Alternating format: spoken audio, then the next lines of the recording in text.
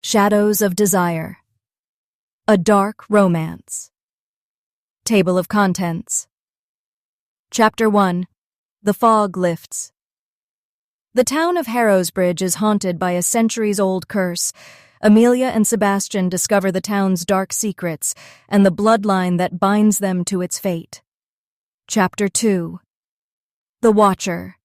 The true nature of the curse is revealed, and the Watcher emerges as a malevolent force, manipulating the land and its people. Amelia and Sebastian must confront their connection to the past. Chapter 3. The Heart of the Curse. In a desperate attempt to break the curse, Amelia and Sebastian uncover the heart of the dark power beneath Harrowsbridge. They prepare for the ritual that will change everything. Chapter 4. Breaking the Chains. The ritual to sever the bloodline's connection to the curse begins. Amelia and Sebastian face the Watcher and the ancient force that has held the town captive for generations. Chapter 5. The Price of Freedom. The curse is broken, but the land is still bound to the bloodline. Amelia and Sebastian struggle with the aftermath of their victory and the deep-rooted connection to the town. Chapter 6. Shadows of the Past. Amelia and Sebastian begin to rebuild their lives in the aftermath of the curse, but they are haunted by lingering questions about the land's true healing and their future. Chapter 7. The Key. Amelia and Sebastian find a mysterious key that holds the key to the town's deeper secrets. They are drawn back to the forest and the stone circle where the curse began. Chapter 8. The Awakening. The true source of the curse, the ancient force tied to the land, awakens. Amelia and Sebastian must confront the remnants of the bloodline and face the final battle to sever the last connection to the darkness. Chapter 9. Purification. A powerful ritual takes place to sever the bloodline's connection to the land once and for all. Amelia and Sebastian must make a final sacrifice to ensure the land is truly freed. Chapter 10. The Final Sacrifice. Amelia and Sebastian complete the ritual to purify the land. The Watcher's dark influence fades, and Harrowsbridge is finally free of its curse. Chapter 11. The Burden of Freedom.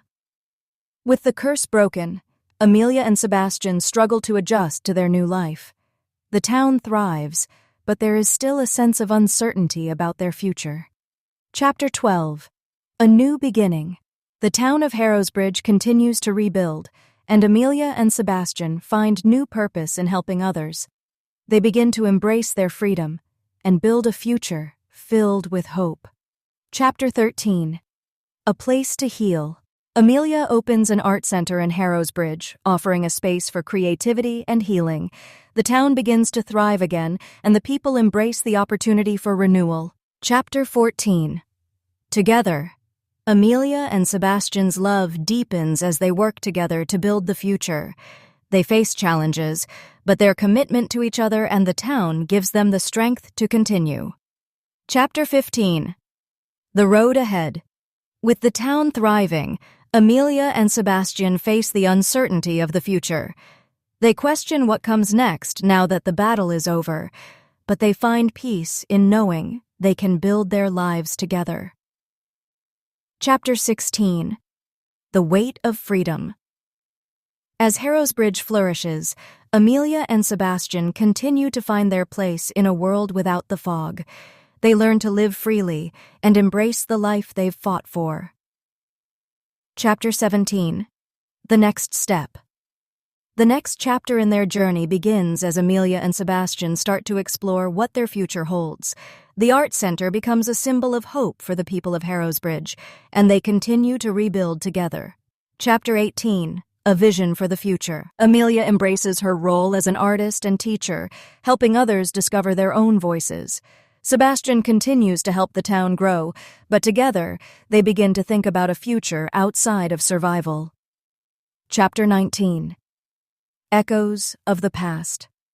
Even in the peace they've created, Amelia is haunted by the memories of the past.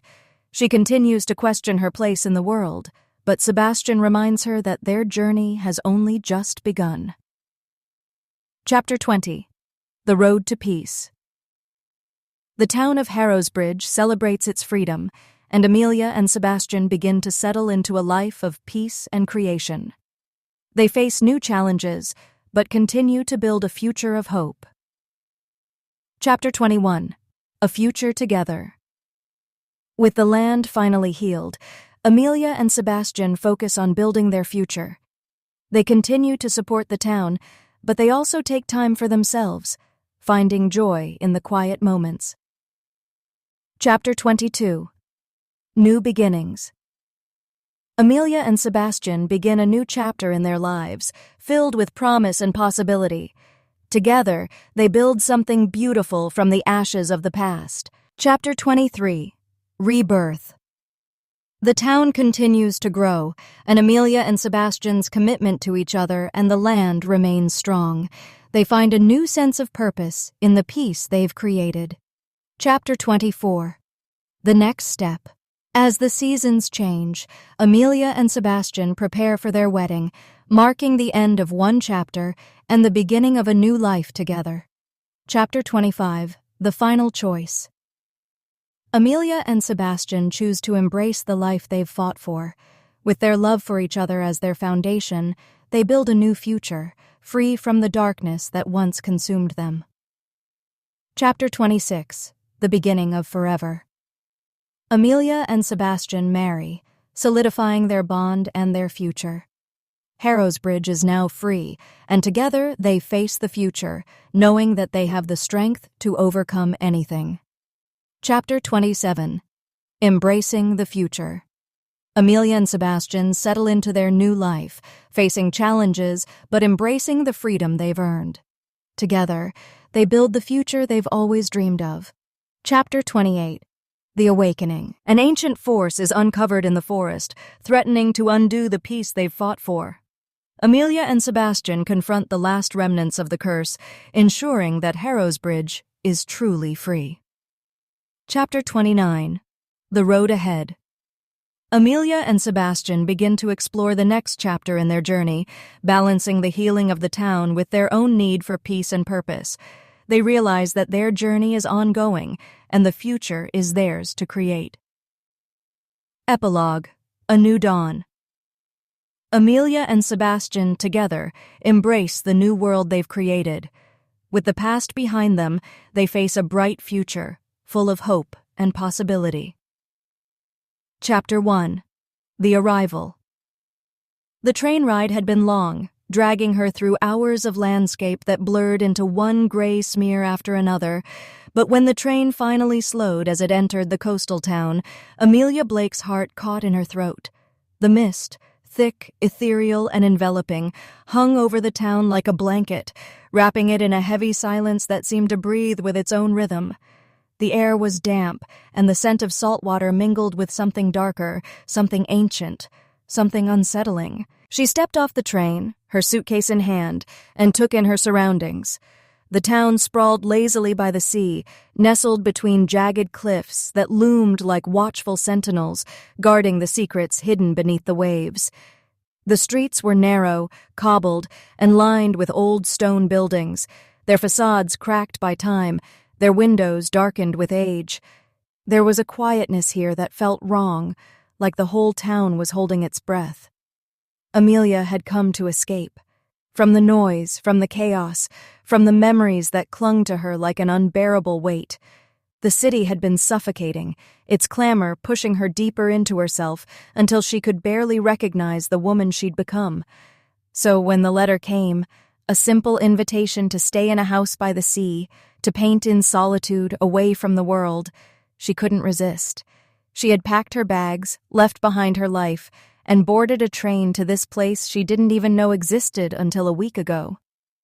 "Welcome to Harrowsbridge," the station master had greeted her, his voice rough like sandpaper. "We don't get many visitors. You'll find the peace you're looking for here, Miss Blake. But beware of the fog," he added with a strange, knowing look in his eyes. "It has a way of hiding things." "Things?" she had asked, but the man had only smiled and turned away. Now, standing at the edge of the platform, Amelia couldn't shake the feeling that there was something more to his words than a mere warning about the weather. The driver of the old town carriage, a weathered man with a thick gray beard, tipped his hat to her as he helped her into the cart. The horses' hooves clattered against the cobblestones as they made their way deeper into the heart of Harrowsbridge. The fog seemed to thicken the further they went, swallowing the edges of the town until the houses were mere shadows in the mist. As the carriage rounded a corner, Amelia's eyes caught sight of a large, looming structure in the distance. A mansion, tucked at the edge of the town, overlooking the cliffs. It was the only house that seemed alive with light, its windows glowing faintly in the distance. The house she had rented. "That's your place," the driver's voice cracked through her thoughts. "Haven't seen anyone living there in years. Used to belong to an artist. Real mysterious fellow he was." Amelia nodded, the house growing larger as they neared it. There was something strange about it, something unsettling in the way it stood against the wild beauty of the cliffs. The fog swirled around its towering spires like ghosts, and the sea beneath it roared in a low, ominous cadence. She had been warned, but she couldn't quite place why she felt a chill deeper than the cold sea breeze. The driver pulled the carriage up to the front door, which stood ajar, as if waiting for her arrival. Amelia stepped out, her legs unsteady as the ground seemed to shift beneath her feet. The house loomed before her, its stone walls heavy with the weight of time. Ivy crept up its sides like fingers, clutching at its bones. The door creaked closed behind her as she entered the foyer, a musty scent of dust and age greeting her. Inside, the house was just as she imagined, grand but worn. The high ceilings were adorned with cobwebs, the wooden floors creaked with every step. She could almost hear the whispers of the past, trapped in the air. Her eyes were drawn to a narrow staircase that led to the upper floors, but before she could go further, a sound from the back of the house caught her attention. A door opened, and a figure emerged from the shadows. Sebastian Cole. Amelia froze, her breath catching in her throat as she took in his figure. Tall, with broad shoulders, and dark, raven-black hair that framed a face so handsome it seemed carved from stone. His eyes, piercing, cold, locked onto hers, and for a moment, everything around them disappeared. She felt a jolt of something she couldn't name, something both terrifying and alluring. Sebastian was no ordinary man. His presence was like the storm itself. Unpredictable, intense, and dangerous. He studied her with a gaze that seemed to read the very essence of her.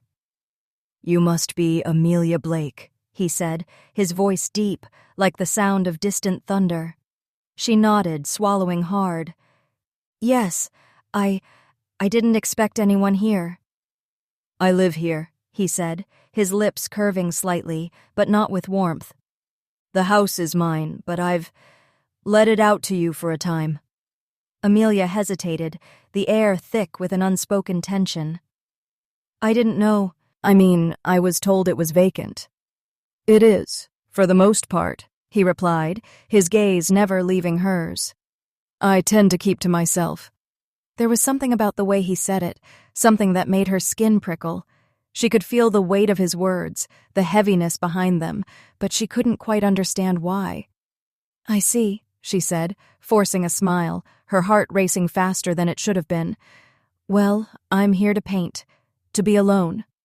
"You won't be alone for long," he said softly, his voice carrying a tone she couldn't place. "Not in this town. The fog has a way of drawing people in, and once you're here, it's difficult to leave." Amelia looked away, trying to steady her breath. "I'm not planning on leaving." For a long moment, neither of them moved. Then Sebastian stepped back, his expression unreadable. "If you need anything," he said, his voice like velvet, "you know where to find me." Chapter 2. The first night. Amelia stood at the window, gazing out over the cliffside as the moonlight caught the edges of the sea. The fog had thickened since she arrived, wrapping the world outside in a ghostly veil. The sound of the waves crashing against the rocks below was hypnotic, a constant reminder that the world here was both beautiful and dangerous, trapped in a timeless rhythm. The house was still, unnervingly so.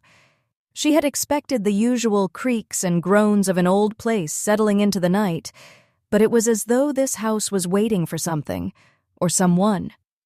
She shivered and turned away from the window. The interior of the house was vast, and the walls, adorned with portraits and tapestries from a forgotten era, made her feel as though she were walking through a museum rather than a home. She felt out of place, as though she didn't belong in the world the house had created. With a sigh, she headed into the small studio she'd be using to paint. It was tucked away in the back, with windows that opened to the cliffs. She had hoped the isolation would inspire her, help her escape from the memories of the past, but tonight she felt the weight of her solitude more than ever. As she set up her paints, her mind kept wandering back to Sebastian. There was something about him that unsettled her, something dangerous lurking behind his cold gaze. It wasn't just the way he looked at her. It was the way he seemed to know things about her that she hadn't shared. His words echoed in her mind. The fog has a way of drawing people in, and once you're here, it's difficult to leave. The brush trembled slightly in her hand as she dipped it into the paint, but she quickly steadied herself, determined not to let him or the town consume her. Later that evening, as Amelia sat in the studio, painting the eerie landscape before her, a knock at the door broke the silence. She frowned, wiping her hands on a rag before walking over to answer it. Standing in the doorway was Sebastian, his dark figure almost swallowed by the fog. "I thought you might like some company," he said, his voice low and smooth. He held a bottle of wine in his hand, the cork already pulled. "It's a bit quiet out here. Thought we could talk." Amelia's heart fluttered at the sight of him, but she forced herself to keep her composure. She had come here to escape, not to get tangled in some dangerous attraction. "Thank you, but I'm fine. I'm just trying to focus on my work." She gestured to the canvas, her voice more clipped than she intended. Sebastian's eyes darkened, as if he could see straight through her. "You're not just painting the landscape, are you?" Amelia froze, caught off guard by the directness of his words. She had been painting the cliffs outside, but the dark, stormy colors reflected something much deeper within her. How could he know? "Why do you say that?" she asked, trying to keep the unease out of her voice. "Because I can see it in your eyes." He stepped closer, his voice almost a whisper. "You're running from something, Amelia, and you think painting will keep it at bay, but it's already here." Her pulse quickened. She knew he was right. The darkness she had been carrying with her for years hadn't been left behind in the city. It had followed her here. "I'm not running from anything," she said firmly, even though she knew it was a lie. "I'm just trying to find peace." Sebastian's lips curled into a knowing smile, but it didn't reach his eyes. "Peace is a dangerous thing to seek in a place like this." Before she could respond, he held up the bottle of wine, his gaze never leaving hers. "Let me help you forget for just a little while. We can talk, or we can sit in silence. The choice is yours." Amelia hesitated, torn between caution and the undeniable pull between them. There was a part of her that wanted to learn more about him, to unravel the mystery he carried with him. But another part of her screamed to keep her distance. "I suppose a drink wouldn't hurt," she said finally, stepping aside to let him in. The conversation flowed easily, as did the wine, though both were laced with an undercurrent of something unspoken. They sat by the fire in the main living room, the crackling of the logs the only sound breaking the stillness of the night. Sebastian spoke little about himself, but his words held a weight to them, as though everything had already been said and there was nothing left but the silence. "So, what brought you to Harrow's Bridge?" he asked, his tone light, though there was a sharpness to his gaze. "I needed a change of scenery," she replied, her voice barely above a whisper. "I thought I could paint, let go of everything. I guess I was wrong." "Why do you think you were wrong?" Amelia hesitated, unsure how to explain. "I thought the distance would make it easier. That the farther I was from my past, the more I could leave it behind. But it's still here, inside me. And I don't know how to make it go away." Sebastian's expression softened slightly, though his eyes remained as dark as the night outside. You don't make it go away. You learn to live with it. The past never truly leaves you. It stays in the shadows, waiting for you to acknowledge it. There was something in his words that both unsettled and intrigued her. The past never truly leaves you. It felt like he was speaking from experience, as if he too had been haunted by something he couldn't shake. "Is that what you've done?" she asked, daring to voice the question she had been afraid to ask. "Learn to live with it?" Sebastian's smile was fleeting, a shadow crossing his features before he masked it again. "I'm still learning." Later that night, as Amelia lay in bed, the fog outside pressed against the windows like a living thing. She tried to sleep, but her mind kept racing. Every time she closed her eyes, she saw Sebastian's dark gaze, his words echoing in her mind. "You're running from something." And no matter how much she tried to ignore it, a part of her knew that Sebastian held the answers to questions she hadn't even asked yet. The next morning, as the sun fought its way through the fog, a new mystery arose. Amelia had been woken by a soft knock at the door. When she answered, there was no one there. But on the doorstep lay a small, leather-bound book. She bent down to pick it up, frowning as she turned it over in her hands. The book had no title, only a faint symbol etched into the cover, a symbol she couldn't quite recognize but felt an eerie familiarity with. It was the start of something that would draw her deeper into the mystery of Harrow's Bridge, of Sebastian, and of the shadows that lingered far longer than she could ever imagine. Chapter 3. The Book of Shadows. Amelia stared at the small, leather-bound book in her hands, her fingers brushing over the smooth surface of the cover. The symbol etched into it was unlike anything she had ever seen before, almost ancient in its design. An intricate pattern of spirals, a circle at the center, and what appeared to be runes or markings around the edge. She hesitated for a moment, then opened it carefully, her eyes scanning the first page. There were no words, just more symbols, lines that twisted and curved as though they were meant to lead her somewhere. The pages were yellowed with age, and the smell of old paper filled the air, heavy and almost oppressive. Why would someone leave this for me? Her heart raced as she flipped through the pages, feeling an odd sense of recognition with each turn. She didn't understand what the symbols meant, but there was something deeply familiar about them, something comforting. She shut the book quickly, her mind swirling with questions. The fog outside had lifted slightly, revealing the first light of morning, but the peace of the town only seemed to make the book feel more ominous. Was it from Sebastian? Did he leave this? The thought sent a shiver down her spine.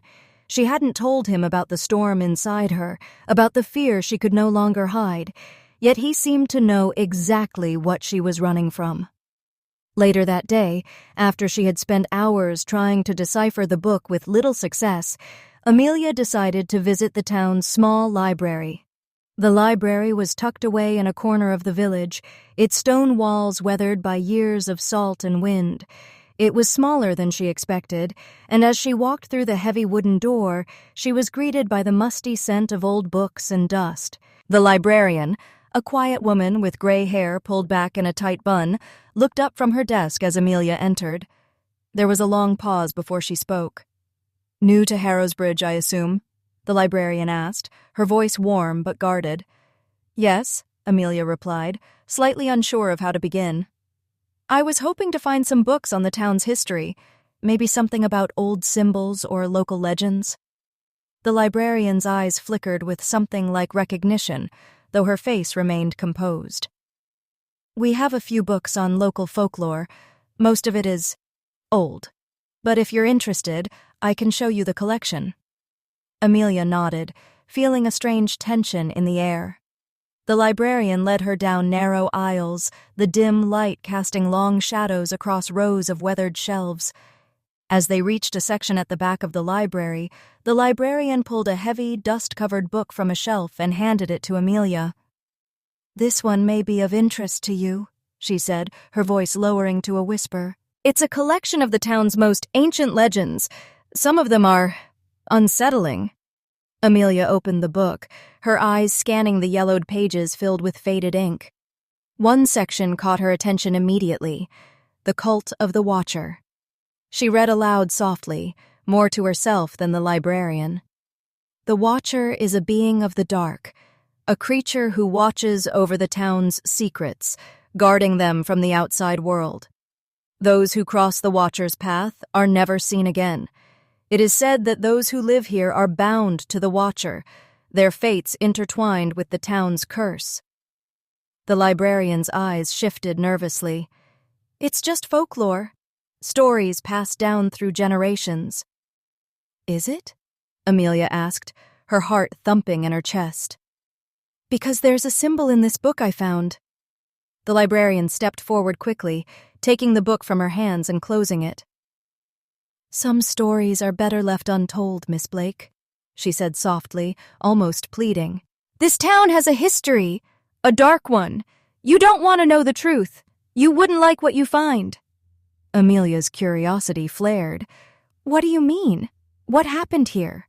The librarian looked over her shoulder, as though checking for someone else. Then, in a voice barely above a whisper, she said, The Watcher doesn't let people leave. Once you know too much, once you're marked, there's no escaping it. And trust me, you don't want to be marked. Amelia left the library feeling more unsettled than ever.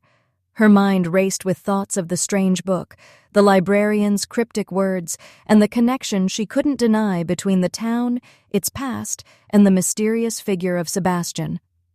She decided to return to the house, hoping the familiar surroundings would calm her nerves. But when she arrived, her heart sank as she saw him standing by the door. Sebastian, his gaze intense, almost predatory in its quiet observation. "Amelia," he said softly, his voice pulling her in like a magnet. "We need to talk."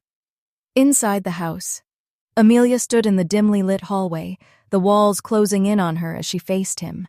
The air between them was thick with unspoken words, and she could feel the tension in her chest, her breath quickening. "You've been to the library," Sebastian said, his voice measured, but there was an edge to it now. "I knew you would." Amelia opened her mouth to speak, but the words didn't come. She didn't know what to say, didn't know if she could trust him. "I told you the fog draws people in," Sebastian continued, his eyes darkening as he stepped closer. "But you didn't listen. Now you're digging into things that you can't undo. The past is buried for a reason." "Why? What's happening here? What is all of this?" Amelia asked, her voice rising in frustration. "You can't keep acting like nothing's wrong. I'm not a fool." Sebastian's expression darkened further, his face hardening. He took a step back, as though wrestling with something inside himself. "It's not just the town, Amelia. It's me," he said, his voice low and tight. "I'm the reason this town is cursed, and I'm the reason you're here." Amelia blinked, her mind reeling. "What are you talking about?" Sebastian's jaw clenched. "The Watcher. I've tried to stop it, tried to keep it at bay, but it's never gone. And now it's found you." The air between them shifted, the weight of his words settling like a dark cloud. Amelia felt the cold rush of fear that she couldn't explain, but a strange part of her knew it was true. The town, the fog, the books, all of it was connected to Sebastian. And somehow, it was connected to her now, too. Chapter 4. The Curse Unveiled. Amelia's mind raced, her heart thudding in her chest, as Sebastian's words echoed through the house like a ghost that refused to leave. "I'm the reason this town is cursed. And I'm the reason you're here." She tried to make sense of his confession, but the more she tried to grasp it, the further it seemed to slip through her fingers. "I don't understand," she whispered, her voice trembling. "What do you mean? What do you know about the Watcher?" Sebastian ran a hand through his dark hair, his expression one of frustration and grief. He paced in front of her, unable to stand still for long. The intensity of the moment weighed down the room, thick and suffocating. "The Watcher isn't just a story, Amelia. It's a curse," he said, his voice barely a whisper. "The town is built on blood, and that blood has been calling for more. I tried to escape it, tried to break free, but it's always been here, always been waiting for me. Amelia's breath caught. Blood? What do you mean by blood? What happened to the town? Sebastian stopped pacing and turned to face her, his gaze piercing and unflinching. I don't want you to get involved. Not with this. I've already dragged you into it by letting you stay here. But you're not safe anymore. A chill ran down her spine as she took a step closer to him. Safe from what? What's going to happen?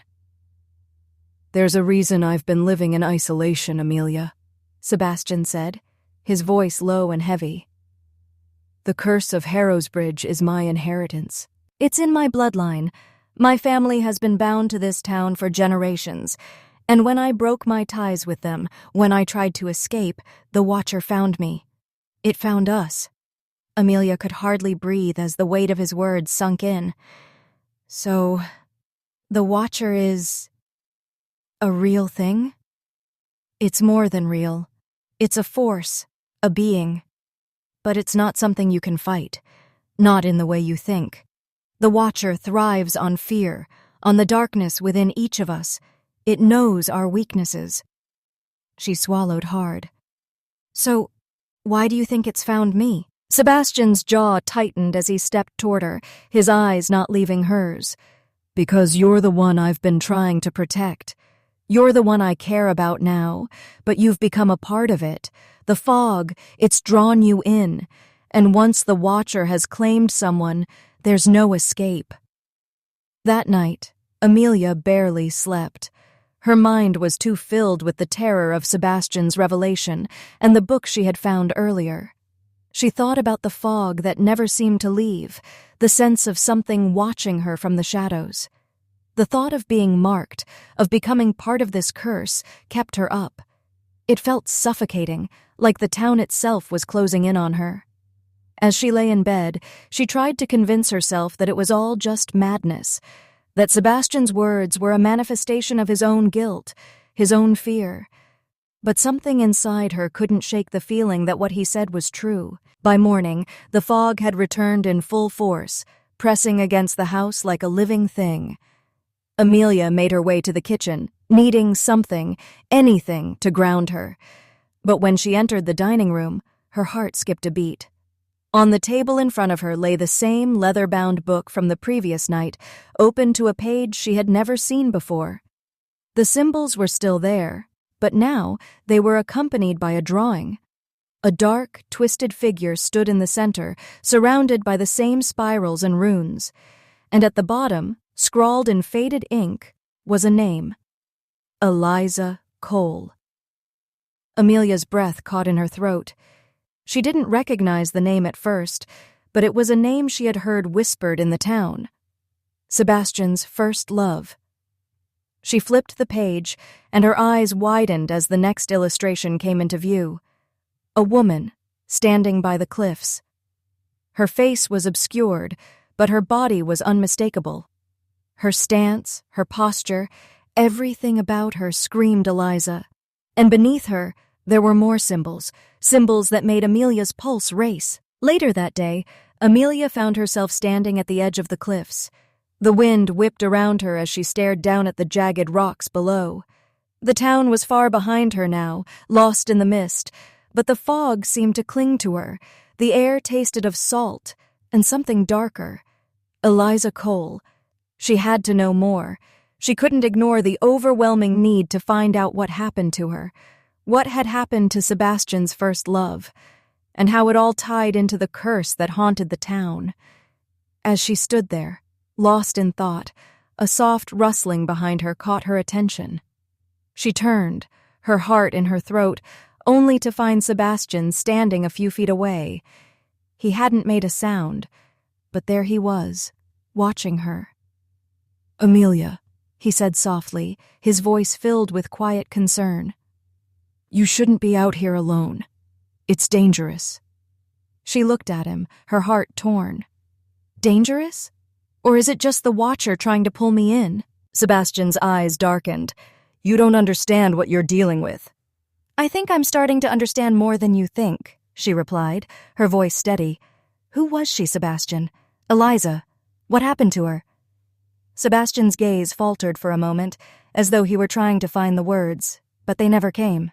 Instead, he stepped closer, his face etched with pain. I never wanted you to know the truth, Amelia. It was supposed to be buried, locked away. But now that you've seen the book, now that the Watcher has marked you, there's no turning back. Amelia's heart raced. Tell me what happened. Sebastian's face was hard as stone. She died here, on these cliffs. It wasn't an accident. The Watcher took her just like it will take you. Amelia stepped back, her pulse quickening. And you didn't try to stop it? Sebastian's expression hardened, anger flashing in his eyes for the first time. I tried, but there's no stopping it. I can't save you. I can't save anyone. Not now. The wind howled, and the fog seemed to thicken around them, swallowing the world whole. Amelia's thoughts raced. The Watcher had taken Eliza. It had taken something from Sebastian, and now it was coming for her. The danger was no longer just something in the past. It was inescapable, closing in like the mist itself. She knew one thing for certain. The closer she got to the truth, the more perilous the path became. But there was no turning back now. Chapter 5. The Mark of the Watcher. The wind howled louder as Sebastian and Amelia stood on the cliffs, the air thick with tension. The mist had become a living thing, curling around them like a serpent, and the sound of the waves crashing against the rocks far below was deafening. Amelia's pulse quickened as the realization of what Sebastian had said sank in. The Watcher had taken Eliza, and now it was coming for her. She could feel the weight of his words, and the terror they brought with them. The darkness of Harrow's Bridge, the fog, the isolation, the relentless pull, was more than just a coincidence. It was a force, and she had unwittingly stepped into its path. You didn't answer me, Sebastian, Amelia said, her voice trembling slightly despite her attempts to stay calm. What happened to Eliza? Why didn't you stop it? Sebastian's face twisted with a blend of guilt and sorrow, his usual cool mask slipping for a moment. He looked away, his gaze fixed on the endless fog ahead. I tried, he said quietly. I tried to stop it, but I was too late.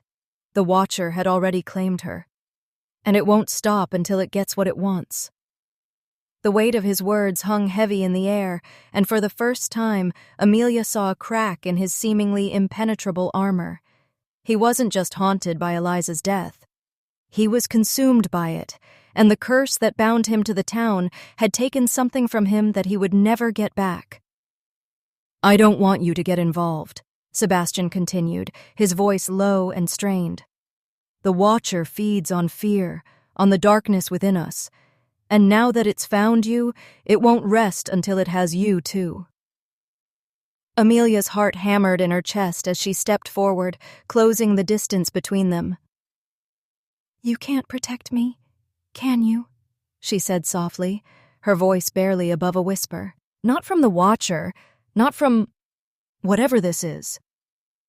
Sebastian looked at her, his eyes filled with a mixture of regret and something else, something darker, almost resigned. No, he said quietly. I can't protect you. Not from this. The realization hit Amelia with full force. There was no escape. The Watcher had already claimed her the moment she stepped into this cursed town. The danger had followed her here, and no matter how hard Sebastian tried to shield her, it was too late. Then we have to face it together, Amelia said, her voice steady despite the terror swirling inside her. If we're going to fight this, we need to know what we're up against. Sebastian's gaze softened for a moment, and for the briefest of seconds, Amelia saw the man he once was, before the curse, before the tragedy. But the moment passed and he turned away, his expression hardening once more. You don't understand, he said, his voice dark and heavy. The Watcher is not something you can fight. It's not something you can defeat. It is a part of this town, of everything that lives here, and the more you dig, the more you'll learn that you cannot escape it. No one can. But I can't just sit here and do nothing, Amelia shot back, her voice growing stronger. I need to understand. I need to know what happened to Eliza and why you can't leave." Sebastian turned back to face her, his eyes dark with an unreadable emotion. "You really want to know? You want to know what happened to Eliza? Fine, but you're not going to like the truth." Later that evening, back in the house, Sebastian sat across from Amelia in the dimly lit study.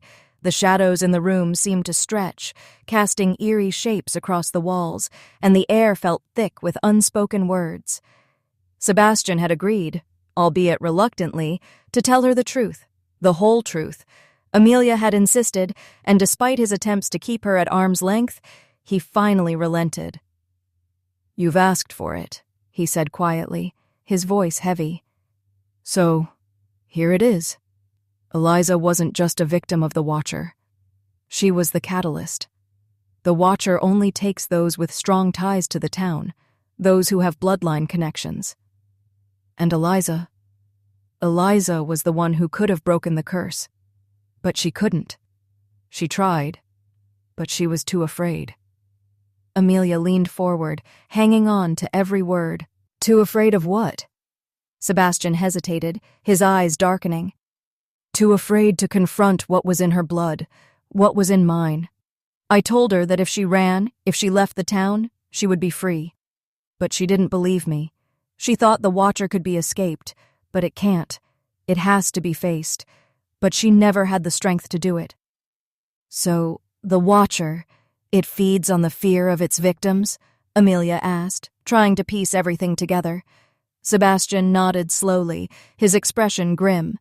"Yes, it thrives on fear, and it feeds on the darkness in all of us, on the secrets we bury, on the things we can't let go. It has fed on my family for generations. It's been hunting my bloodline since the beginning. And when I tried to escape it, when I tried to get away from this town, it turned its attention to Eliza. She was the key to ending the curse. But she couldn't do it. And now, the Watcher has turned to you." Amelia recoiled slightly, the weight of his words sinking deep into her chest. She was the key? "Why me?" she whispered. "I didn't know anything about this town before I came here." Sebastian's gaze darkened, and for a moment, Amelia thought she saw something akin to fear in his eyes. "Because it's in your blood too, Amelia. Your family. It's tied to mine. You've been marked." Amelia's world seemed to shatter in an instant.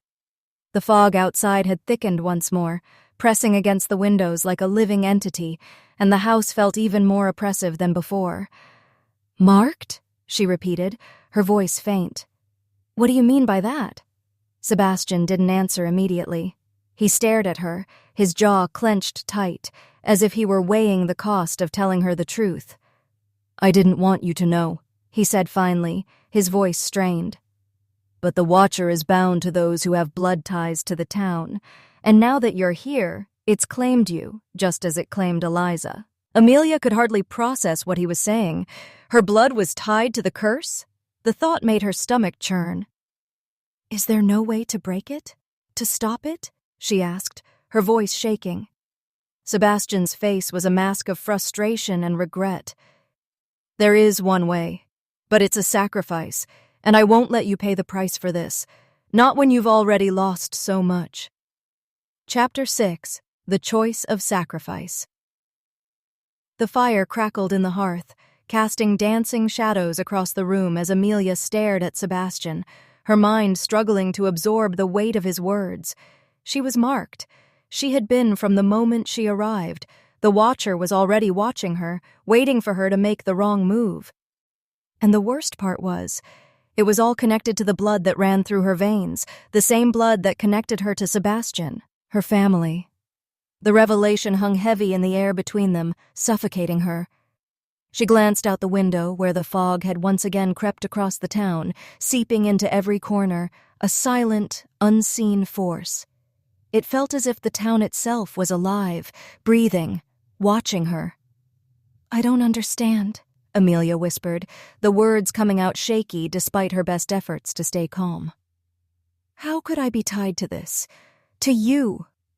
Sebastian's jaw tightened, his eyes distant. He had never looked more vulnerable, yet more terrifying. "You're tied to it because of the legacy your family left here.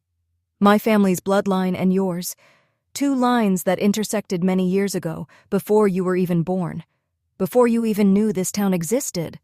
Amelia's heart pounded in her chest. I don't understand.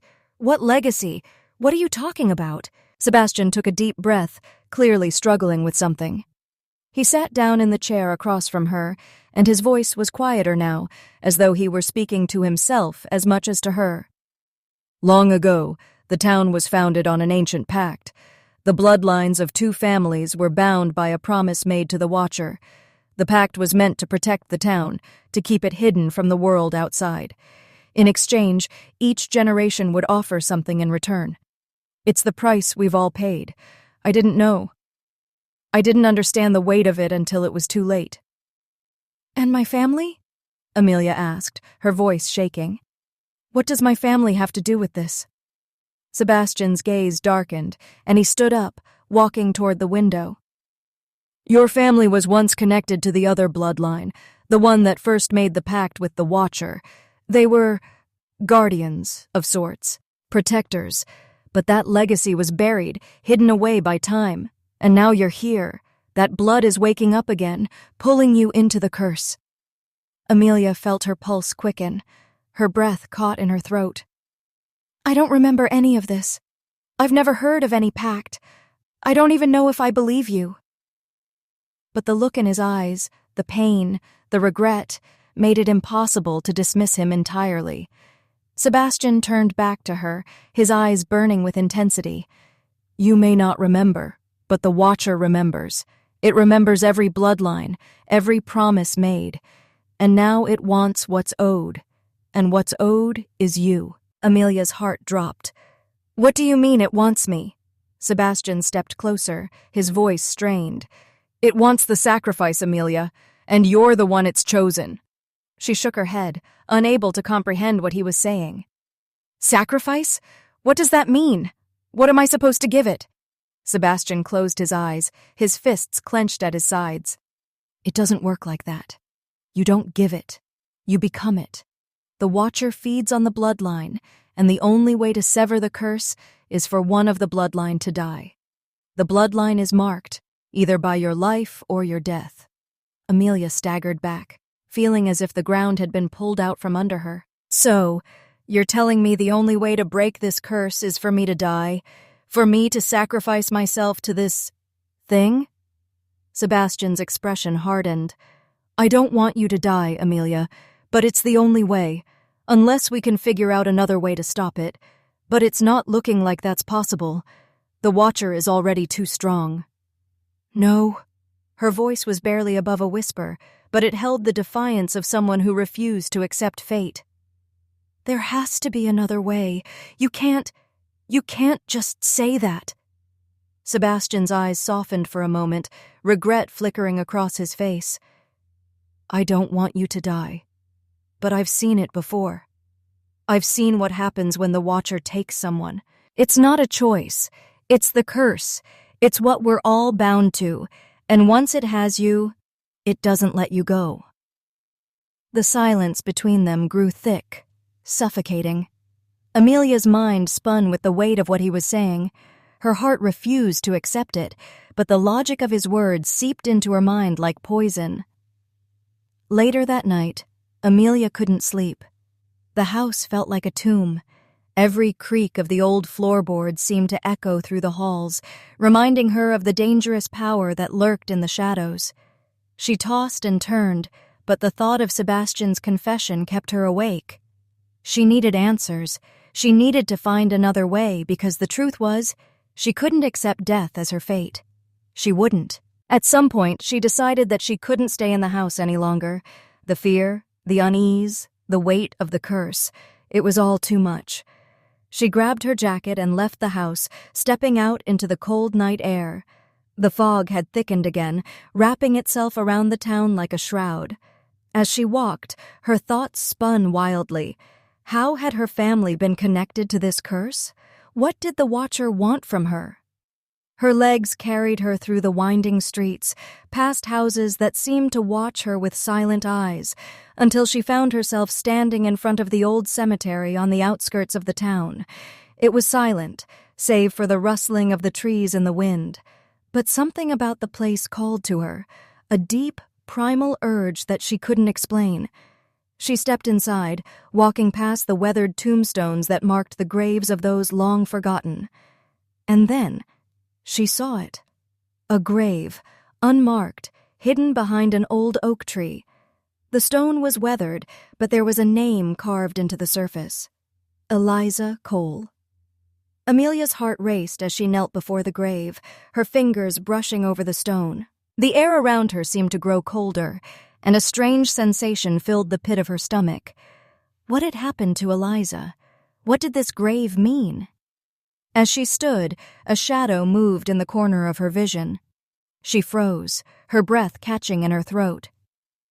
"Amelia." The voice came from behind her, soft but chilling. She turned quickly, her pulse spiking. And there, standing in the shadows, was Sebastian. Chapter 7. The Watcher's Eyes. Amelia's breath caught in her throat as she turned to face Sebastian. The moonlight cast a pale glow over his face, sharpening the hard lines of his jaw and the intensity in his eyes. He stood there in the shadows, looking as though he belonged to the fog itself, part of the town's dark mystery, his presence both alluring and dangerous. "You shouldn't be here," he said quietly, his voice strained. "This place, it's not safe." Amelia's heart pounded in her chest as she took a step forward, unable to tear her gaze away from him. "I don't understand," she whispered, her voice barely above a breath. "What is all of this? What's really going on here, Sebastian?" Sebastian took a step toward her, his face a mixture of sorrow and regret. "You're standing in the place where it all began, Amelia," he said softly. "The Watcher's influence runs through every stone of this town. And now that you've come here, now that you've found Eliza's grave, it's too late." Amelia's chest tightened. Too late for what? Sebastian's expression darkened, and his voice dropped lower. "The Watcher is a force that's older than this town, older than anything you can understand. It feeds on fear, on weakness, but it also feeds on those it marks. And you." His eyes flickered to the grave of Eliza. "You've been marked, just like she was." The weight of his words hit Amelia like a punch to the gut. She staggered backward, her mind racing. What does that mean? What happened to Eliza? How is she connected to me? Sebastian's gaze softened for a moment, and he looked away, as though the memories were too much for him to bear. Eliza was the key. She was the one who could have broken the curse, but she didn't believe she could. And the Watcher, it took her because she was too afraid. It wanted her bloodline, wanted her fear. A chill ran down Amelia's spine. And now it wants me. Sebastian nodded grimly. Yes, it wants you because you carry the same blood. Your family's legacy is tied to mine. The curse was never meant to stop with Eliza. The Watcher needs another to complete the cycle. And that's you, Amelia. Amelia's mind reeled, but one thing stood out above all else. She was the key, and the Watcher was coming for her. "What do I do?" she whispered, her voice shaky with fear. "How do I stop it?" Sebastian's eyes flickered with sadness. "There's no easy way, Amelia. You can't run from it. It's too powerful. But there is a way to break it, to stop the Watcher once and for all." "Tell me," she pleaded, desperation creeping into her voice. "Please." "I need to know. I can't live like this, always running from something I don't understand." Sebastian's gaze hardened, and he took a step closer. The Watcher must be confronted. Its source, the heart of this curse, lies beneath the town, beneath these cliffs. There's a place, a chamber hidden beneath the earth, where the ritual to bind it began. That's where it must be severed. "Severed?" Amelia repeated, her mind struggling to process everything he was saying. "How?" There's a ritual, Sebastian said, his voice low. A blood sacrifice. The Watcher demands it, and unless you're willing to make the ultimate sacrifice, your life, it will never be free. Amelia's breath caught in her throat. You're asking me to die. Her words were flat, cold. I'm not asking you to die, Sebastian replied, his tone desperate. But I am telling you that if you don't face it, it will consume you. It will take your life anyway in the end. It's the only way to sever the curse. Amelia stood frozen, her mind whirling. Her heart pounded in her chest as the weight of Sebastian's words pressed down on her. Sacrifice. Death. The Watcher. No, she whispered, shaking her head. There has to be another way. Sebastian stepped forward, his hand reaching out to touch her arm, but he stopped short, as though unsure if the gesture would be welcome. I've tried everything, Amelia. I've tried to fight it. I've tried to run, to escape it. But the Watcher always finds its way back. It will find you, just as it found me, just as it found Eliza. You can't outrun it. Amelia stepped back, her heart pounding wildly in her chest. She couldn't let this happen. She couldn't accept her fate. There had to be another way. I won't let it take me, she said fiercely, though her voice was filled with a mixture of fear and defiance. I won't let it take my life. Sebastian's gaze softened, filled with both pain and admiration. You're stronger than you realize. But the Watcher isn't something that can be defeated by will alone.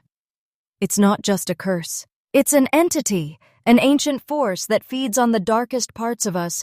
It knows our weaknesses. It knows you. The following night, Amelia couldn't sleep. The town of Harrowsbridge felt even more oppressive in the darkness. The fog had settled once again, wrapping the streets in a thick veil of mist. Amelia wandered through the house, restless, her thoughts consumed by Sebastian's words. She knew he was right about one thing. The Watcher wouldn't just go away. It wouldn't let her go. The town had claimed her the moment she set foot in it. But she wasn't ready to die. Not like Eliza. The next morning, Amelia ventured to the town's edge, her mind made up. She couldn't keep living in fear. There had to be a way to break the curse. There had to be a way to fight it without sacrificing herself. She made her way to the old chapel on the outskirts of town. The church had always given her a sense of unease, but today it seemed to call to her, as though it held the answers she needed. As she stepped inside, the air grew cold, and the heavy silence enveloped her. She walked down the aisle, her footsteps echoing in the cavernous space. At the altar, she found an old book, half buried beneath a pile of dust. It was tattered, ancient. Amelia picked it up, her heart racing as she flipped through its pages. It was a journal, a history of the town, filled with old prayers and rituals. Her eyes landed on a page that made her blood run cold. There, written in faded ink, was the same symbol from the book she had found, the same one from Eliza's grave, and beneath it, the Watcher may be severed, but at a cost. The blood of the marked one must be spilled to sever the bond. Chapter 8. The Heart of the Curse. Amelia's hands trembled as she closed the journal, the last line etched in her mind. The blood of the marked one must be spilled to sever the bond. She had known from the moment she stepped into the chapel that it would not offer comfort. The silence here was unlike any other, the kind that spoke of secrets buried too deep to ever see the light of day. The book's weight felt like an anchor in her hands as she read over the words again and again, until her mind could no longer ignore the horror of what she was reading. Her blood, her life. It was the only way to break the curse. With a sudden, sharp breath, she slammed the book shut and turned her gaze to the cracked, stained glass window. The sun had barely risen, but the mist outside was already thick, swirling around the town like a dark blanket. The weight of the curse was crushing her, tightening around her chest, choking the air from her lungs. How could she even consider this? But as much as she wanted to deny it, there was no escaping the truth. The Watcher wasn't a mere shadow. It was a force, a being older than time itself, and it had claimed her. There was no running, no hiding. Hours later, Amelia stood at the cliff's edge again, staring down at the jagged rocks below. Her heart hammered in her chest, each beat seeming to echo louder than the last. The wind cut through her jacket, but the cold was the least of her concerns. She had faced the truth of her situation, and now she had to face the consequences of it.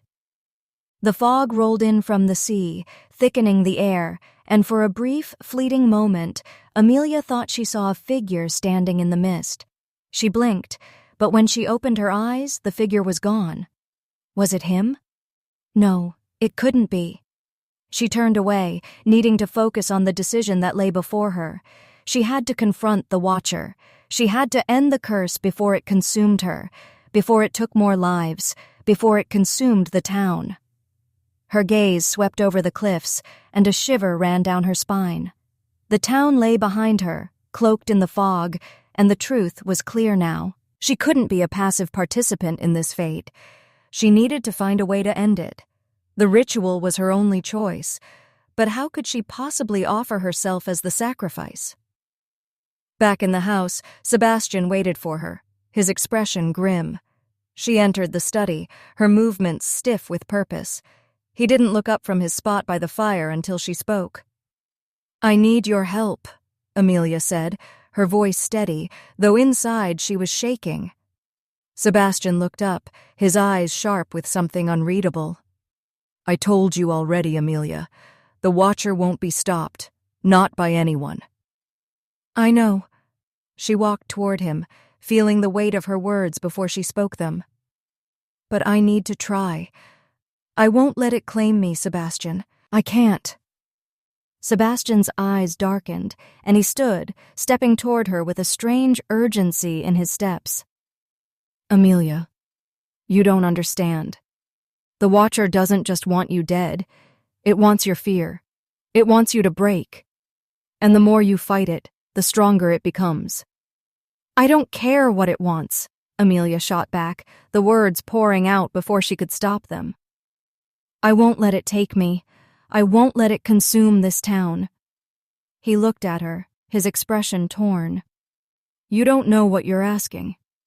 Even if we can reach the chamber, even if we get close enough to the Watcher, the ritual, it will require something from you, something no one should have to give. The Watcher will take your soul, Amelia. You'll never be the same. No one who has faced it ever has." Amelia didn't flinch, her resolve only growing. "I'm already marked, Sebastian. I'm already a part of it. I don't have a choice, but I won't let it take me without a fight." There was silence between them, heavy with the weight of the decision they both knew had to come. He stepped closer, his gaze searching hers, but there was nothing left for him to say. "I'll help you," he said quietly, his voice edged with a sorrow she couldn't place. That night, as they prepared for the journey to the chamber beneath the cliffs, the air grew thick with tension. The fog was thicker than it had been all week, almost suffocating in its intensity. Every step they took seemed to draw them further into a place of no return. Amelia's heart raced, and with every step toward the cliff's edge, she felt as if she were walking closer to her own fate. "Are you sure about this?" Sebastian asked, his voice soft, almost hesitant. "Once we go down there, there's no turning back. The Watcher won't let us leave." Amelia nodded, her breath catching in her throat as she looked at him. "I have to try." Sebastian's jaw clenched, and he stepped toward her, reaching out to grasp her hand in his. For a moment, he seemed to struggle with something deep within himself, something he was afraid to confront. "I'll protect you," he said, though his voice was tinged with uncertainty. "But you need to understand. The Watcher will try to twist everything. It will twist us. It will make you doubt your choices, make you question your will." Amelia looked at him, her gaze unwavering. "I know, but I'm not afraid anymore." They stood at the edge of the cliff, where the ground led to a narrow path into the rock face. The entrance to the chamber was hidden, concealed by the stone and the thick fog. Sebastian led the way, his hand still gripping hers, guiding her down the path. Every step felt like they were descending into darkness, deeper into the grip of the curse. As they reached the entrance to the chamber, the air grew colder, and the darkness seemed to press in on them, swallowing the light from their lantern. But Amelia didn't hesitate. She walked forward, knowing that this was the only way to break free. Inside, the chamber was cavernous, its walls adorned with ancient symbols. In the center stood a stone altar, long forsaken but untouched by time. The Watcher's presence was palpable, its oppressive energy filling the space. Amelia's heart raced as she stepped forward, her pulse thundering in her ears. This was it. This was the moment. Chapter 9. The Watcher's Heart. The chamber was vast, its cold stone walls etched with markings too ancient to comprehend. The air was thick with a palpable darkness that seemed to pulse with an energy of its own, a silent hunger. Every step Amelia took echoed in the stillness, and as she approached the stone altar in the center of the room, the oppressive weight of the place pressed in on her chest. The Watcher's presence was undeniable now, lurking in the shadows, waiting for its moment. Sebastian stood behind her, his grip still firm on her hand. His face was drawn tight with anxiety, his eyes flickering between her and the dark altar. He had led her here, but the hesitation in his gaze made it clear that he had never wanted her to come this far. "I told you," Sebastian said softly, his voice strained. "This isn't something you can walk away from. The Watcher will try to manipulate you. It feeds on doubt. It will try to make you question everything. Even me." Amelia turned to face him, her eyes steady despite the fear that clenched her heart. "I know what you've told me, but I can't stop now. I'm already marked. If I don't face this, it will consume me." A flicker of sorrow crossed Sebastian's face, and for the briefest of moments, Amelia saw a depth of pain that she had never truly understood until now. His struggle, his torment, it had never been about the Watcher alone. It was about the fact that he had never been able to protect anyone from it, not even Eliza, not even himself. "You don't have to do this alone," he said, his voice a low whisper. "We can find another way. We can fight it together." Amelia shook her head, her resolve unwavering.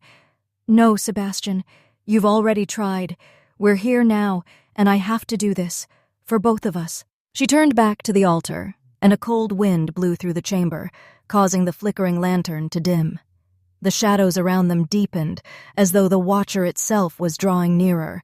Suddenly, a voice, low, guttural, and almost melodic, seemed to hum through the stone walls, sending a chill down her spine. "The Marked One approaches." Amelia froze, her heart racing. The Watcher's voice seemed to come from every direction at once, filling the chamber with a suffocating presence. It was watching them, waiting for them. "So the bloodline returns," the voice continued, its tone mocking, venomous. "The sacrifice will be made, the curse will be sealed, and the blood will flow once more." Amelia clenched her fists, her jaw set. "I'm not afraid of you," she said, though her voice trembled. "I won't be your sacrifice, not this time." The room seemed to pulse with energy as the voice chuckled darkly. "You already are. You've been marked since the moment you set foot in this town. Your blood will be spilled. The Watcher will feed." Amelia turned to Sebastian, her mind spinning with the weight of everything she'd learned. She wasn't sure how much longer she could stand the pressure, but she could see it in his eyes. He understood now. This wasn't about running anymore. This wasn't just about surviving. It was about confronting the Watcher once and for all. The air around them thickened as the Watcher's presence grew more tangible, like a storm closing in. Sebastian stepped forward, his expression dark and resolute. "Amelia," he said softly, "there's still a way we can fight it. Together." She looked at him, her heart aching for him, for all the pain he had carried for so long. "I can't let you do this. It's my fight now. I won't drag you any further into this darkness." "Foolish child," the voice of the Watcher hissed from the shadows. "You cannot escape what you are, what you have always been. The bloodline is bound to me. You are my vessel, and you will obey." Amelia's grip tightened on the stone altar in front of her. The Watcher was stronger than she had ever imagined, its voice seeping into her thoughts, twisting her doubts and fears. But she could feel something deep within her stirring. It was her will to survive, her will to fight. "I will not obey you," she said through gritted teeth. "You're not taking me." The ground beneath her feet seemed to tremble as the Watcher's presence surged forward, an overwhelming force. The air became thick with energy, crackling like static, as the altar in front of her glowed faintly, casting eerie shadows around them. "The time has come," the Watcher intoned, its voice reverberating in the chamber. "The sacrifice will be made." Amelia's heart pounded in her chest as she reached out, touching the cold stone of the altar. She knew what she had to do. She couldn't run. The Watcher would never let her. She had to end it, end the curse, end the bloodline that had brought this darkness into the world. With a deep breath, she closed her eyes and focused on the feeling inside her, the quiet, powerful force that had always been a part of her, but had remained dormant until now. Her blood, her strength, the power within her to break free from the curse. "Sebastian, step back," she said, her voice steady, despite the terror building in her chest. Sebastian hesitated, but when he saw the determination in her eyes, he stepped away from her, his face filled with a mix of fear and admiration. Amelia lifted her hands toward the altar, whispering words she didn't understand, feeling the pull of something ancient, something primal. The air around her crackled with energy as the Watcher's presence grew louder, angrier. "Enough!" the Watcher shrieked, its voice distorted with rage. "You cannot stop me! You cannot break the bond!" But Amelia didn't falter. Her heart was beating in sync with the power within her. She felt the bloodline, the curse, surging inside her. She knew what she had to do. The ground beneath her feet trembled violently as she chanted the final words, her hands glowing with an ethereal light. The Watcher howled in fury as its power was torn from the very earth beneath them. The room seemed to spin, the walls closing in as Amelia felt the curse rip through her. The price of severing the bloodline was unimaginable, but she didn't care. She couldn't let the darkness consume everything. Sebastian's voice called out to her, filled with desperation. "Amelia, you have to stop!" But it was too late. The Watcher's hold over her was broken. For a brief moment there was silence. Amelia's breath came in ragged gasps, her body trembling with exhaustion. The air around them was still, the energy that had once filled the chamber now gone. The Watcher's presence had faded, and the ground beneath them was quiet. Sebastian rushed to her side, catching her as her legs gave way. "Amelia, please, look at me." Amelia opened her eyes, feeling the weight of the curse finally lift. The bloodline was severed. The Watcher was gone. But she knew the cost had been high. The ritual had taken everything from her, her strength, her very being. She could feel herself slipping, her vision blurring. "Amelia!" Sebastian's voice broke through the haze. She reached up weakly, touching his face. "It's done, Sebastian. It's over." But as her eyes closed and the darkness of unconsciousness consumed her, she could still hear his voice, soft and filled with grief, but carrying a sliver of hope. "I won't let you go," he whispered. "I won't let you fade." Chapter 10. The Price of Freedom. Amelia awoke to a silence that felt too heavy. She blinked slowly, her eyes adjusting to the dim light filtering in through the curtains. The weight of exhaustion still clung to her, and she felt as though she were trapped in a dream, a foggy, half-remembered dream. Her body felt like it had been pulled through fire. Her muscles ached and her mind felt foggy, distant, as though the world around her was far too sharp. For a moment, she couldn't remember where she was. Then it all came crashing back. The Watcher, the curse, Sebastian. With a sharp breath, she pushed herself into a sitting position, her hands trembling as she gripped the edge of the bed. Her chest felt hollow, as if something essential had been ripped out of her. The weight of the ritual still clung to her soul. A soft murmur from the corner of the room broke her focus. Her head whipped toward the sound, and there, standing near the window, was Sebastian. His back was turned to her, but she could see the rigid tension in his shoulders, the way his hands trembled just slightly. "Sebastian?" Her voice was raw, barely a whisper, as though speaking too loudly might shatter the fragile silence between them. He turned at the sound of her voice, his face pale, his eyes wide with a mixture of relief and fear. "You're awake," he said softly, his voice trembling as he crossed the room toward her. "I was afraid you wouldn't wake up." Amelia's heart gave a painful lurch in her chest as he knelt by her side, his hands hovering near her but unsure whether to touch her. His face was drawn, haunted. The lines of guilt were etched deep into his features. "What happened?" she whispered, her voice barely audible. "Is it over?" Sebastian's gaze softened, but there was a quiet sadness behind his eyes. "The Watcher is gone. The curse is broken. You did it, Amelia. You saved us."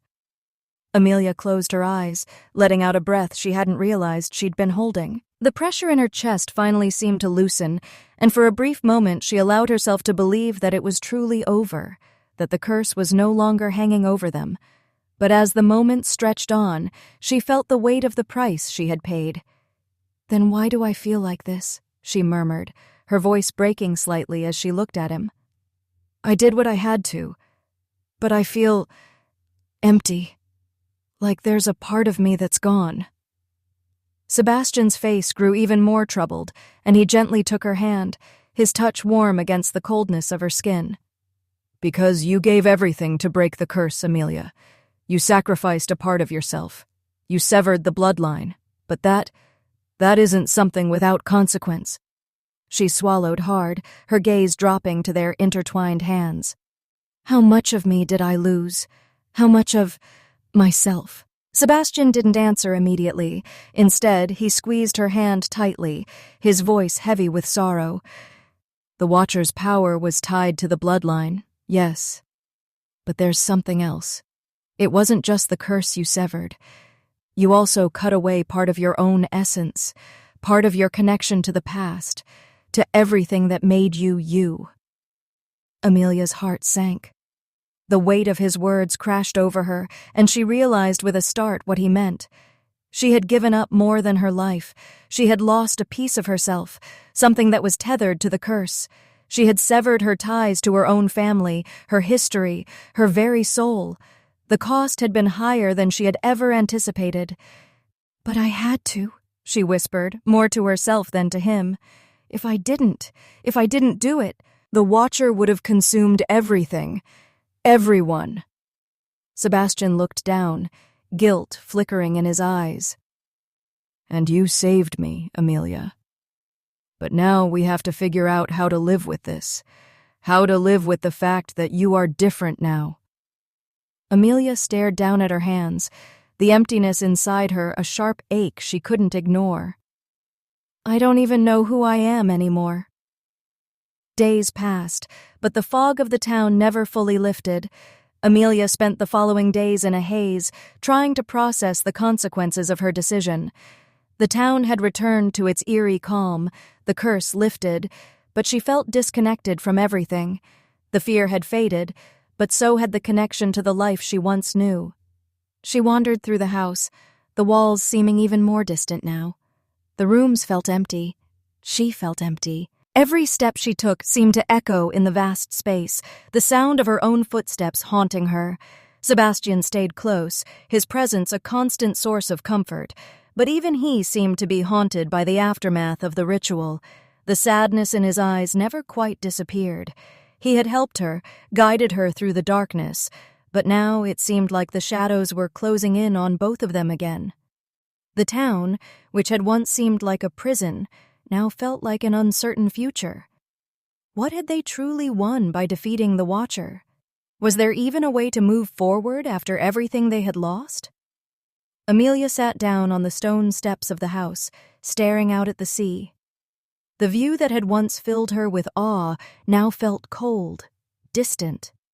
The fog had settled again, the sound of the waves muffled by the thick mist. She couldn't shake the feeling that the town was still watching her, waiting for her to realize something. "Sebastian," she called softly, her voice barely audible over the distant waves. He appeared by her side in an instant, his face softening as he sat down next to her. "What's on your mind?" Amelia stared at the horizon, the endless fog blending with the ocean until the two became one. "I thought that breaking the curse would give me freedom," she said quietly, "but I feel more trapped than ever. Trapped in this town, trapped in this new version of myself. What happens now, Sebastian? What do we do with the rest of our lives now that we've paid this price?" Sebastian's gaze softened, his voice tinged with quiet understanding. "I don't know, but we're not alone in this. We may not have the answers, but we have each other, and maybe that's the only thing that matters now." Amelia turned her gaze toward him, meeting his eyes for the first time in days. She saw something there, something raw, something unspoken. There was still so much they didn't know about the future, so much they had to rebuild. But they had each other. Perhaps that was enough. Chapter 11. A New Dawn. The town of Harrowsbridge had always been an enigma, a quiet, haunted place where the past never truly left. Now, with the Watcher gone, it felt almost empty. The mist, which had once been a shadow over everything, seemed to linger in the air like a distant memory. The sun, when it broke through, felt warmer, but the fog remained, a lingering reminder of what had been. Amelia sat by the window in the study, watching the waves crash against the cliffs below, her mind a blur of thoughts and emotions she couldn't quite sort out. The fog outside seemed to cling to the town, as if it too had been unable to escape the weight of the curse. Sebastian's footsteps broke the silence, his presence a constant at her side. He had been patient, waiting for her to find her footing, but even now she could see the shadows in his eyes. He too had lost something far more than just the Watcher's influence. "How are you feeling?" he asked, standing just behind her, his voice soft. He always seemed to know when she needed him close, even if she didn't ask for it. Amelia closed her eyes, leaning her forehead against the cool glass of the window. "I don't know," she said, her voice strained. "I feel like I'm still waiting for something, waiting for a piece of myself to come back." Sebastian stepped closer, his hand resting gently on her shoulder. "It's normal," he said, though his own voice held a quiet uncertainty. "The curse was part of us for so long. You can't just sever a bond like that and expect to feel whole again." Amelia nodded slowly, feeling the weight of his words settle in her chest. She had sacrificed so much to break the curse, her bloodline, her connection to her past, and now she was left with a gaping hole inside her. The price had been steep, and the consequences were still unfolding. "Do you think we'll ever be free of it?" she asked quietly, her gaze fixed on the fog outside. Sebastian's hand tightened slightly on her shoulder. "I don't know, but we're free of the Watcher, and that's something. But what about everything else?" Amelia turned to face him, her eyes filled with questions she couldn't answer. "What happens now? We're left with nothing. No past, no future." Sebastian's eyes softened as he met her gaze. "We create our own future, Amelia, one step at a time." For the first time in days, Amelia allowed herself to take a deep breath, to feel the weight of his words settle inside her. Create our own future. It sounded impossible, but for the first time since the ritual, she felt like maybe it was possible. The days that followed were quiet. Amelia spent hours painting again, her brushstrokes softer now, as if she were trying to rebuild what had been lost. The landscapes were still dark, but there was a gentleness to them now. The fog no longer felt like a prison. Instead, it became a part of the town, a part of her, something she could learn to live with. Sebastian, too, seemed to be finding his own path again. He spent time working around the house, tending to the garden, and slowly, bit by bit, he seemed to come back to life. He wasn't as haunted as he had been. The sorrow in his eyes, while still present, seemed less sharp. They were both healing, though neither of them knew how long it would take. One evening, as the sun dipped below the horizon, they walked along the cliffs together. The fog had lifted slightly, and for the first time in what felt like forever, the sea seemed calm. The air was fresh, the breeze carrying the scent of salt and earth. It felt peaceful, and it had been so long since either of them had truly felt that way. Sebastian reached out, taking her hand in his. He didn't speak at first. There was no need. His hand felt warm against hers, and she let the comfort of it soothe the ache inside her. Amelia looked up at the sky, her gaze distant as the last rays of sunlight faded. "Do you ever wonder what would have happened if we hadn't fought the curse?" she asked, her voice soft. Sebastian's grip on her hand tightened ever so slightly, as though the question had hit a nerve. "I don't know," he said quietly. "But I do know that we couldn't live in fear anymore. We couldn't let it control us. We had to face it." Amelia nodded, turning her head to look at him. "And now?" "Now we live," he said simply, his eyes meeting hers with a quiet intensity. "Now we have the chance to start over, together." Amelia's heart skipped a beat. She had never imagined that after everything she would find herself here, with him, with someone who understood her in ways no one else ever had. "I don't know what the future holds," she said softly, "but I know I want to see it, with you." Sebastian smiled, a faint, tender smile that made his eyes soften. "Then we'll see it, one day at a time." Days turned into weeks. The town felt different, quieter, though not in the oppressive way it had been during the curse. There was a sense of calm that hung in the air, a fragile peace that both Amelia and Sebastian were learning to hold on to. The fog still rolled in from the sea at night, but it no longer felt like a weight. It was a part of Harrowsbridge, part of the rhythm of the town, and as time passed, Amelia learned to accept it, to make peace with the parts of her that had been broken and lost. One morning, Amelia stood in front of her easel, the sun casting warm light into the room as she added the final touches to a painting. The canvas was filled with a landscape that was distinctly Harrowsbridge, a blend of the cliffs, the sea, and the fog, but it was different from the others. There was a warmth to it now, a gentleness that reflected the quiet peace she had begun to find. Sebastian stood in the doorway, watching her with a small smile on his face. "It's beautiful," he said softly, his voice filled with admiration. Amelia smiled, stepping back to take a look at the painting herself. "It's not perfect," she said, her voice filled with a quiet pride, "but it's mine." Sebastian walked over to her, his hand reaching out to touch the edge of the canvas. "And it's perfect because it's yours." She turned to face him, her heart swelling with something she hadn't felt in so long. Hope. She was no longer running from the past, no longer trying to escape it. She had faced the darkness and had come out the other side. And now, she was ready to live. Chapter 12. The Road Ahead. The days were growing longer now, the winter fog lifting with the changing seasons. It had been weeks since the ritual beneath the cliffs, since the curse was broken, and the Watcher's grip finally loosened. Harrowsbridge was slowly returning to normal, or at least a new kind of normal. The town felt quieter, as if the town itself had exhaled a collective breath after a long period of holding its ground against the darkness. Amelia, however, was still learning how to breathe freely again. She sat on the porch of the house, looking out at the horizon where the ocean met the sky, the waves crashing gently against the rocks below. The world felt expansive now, open in a way it hadn't in a long time.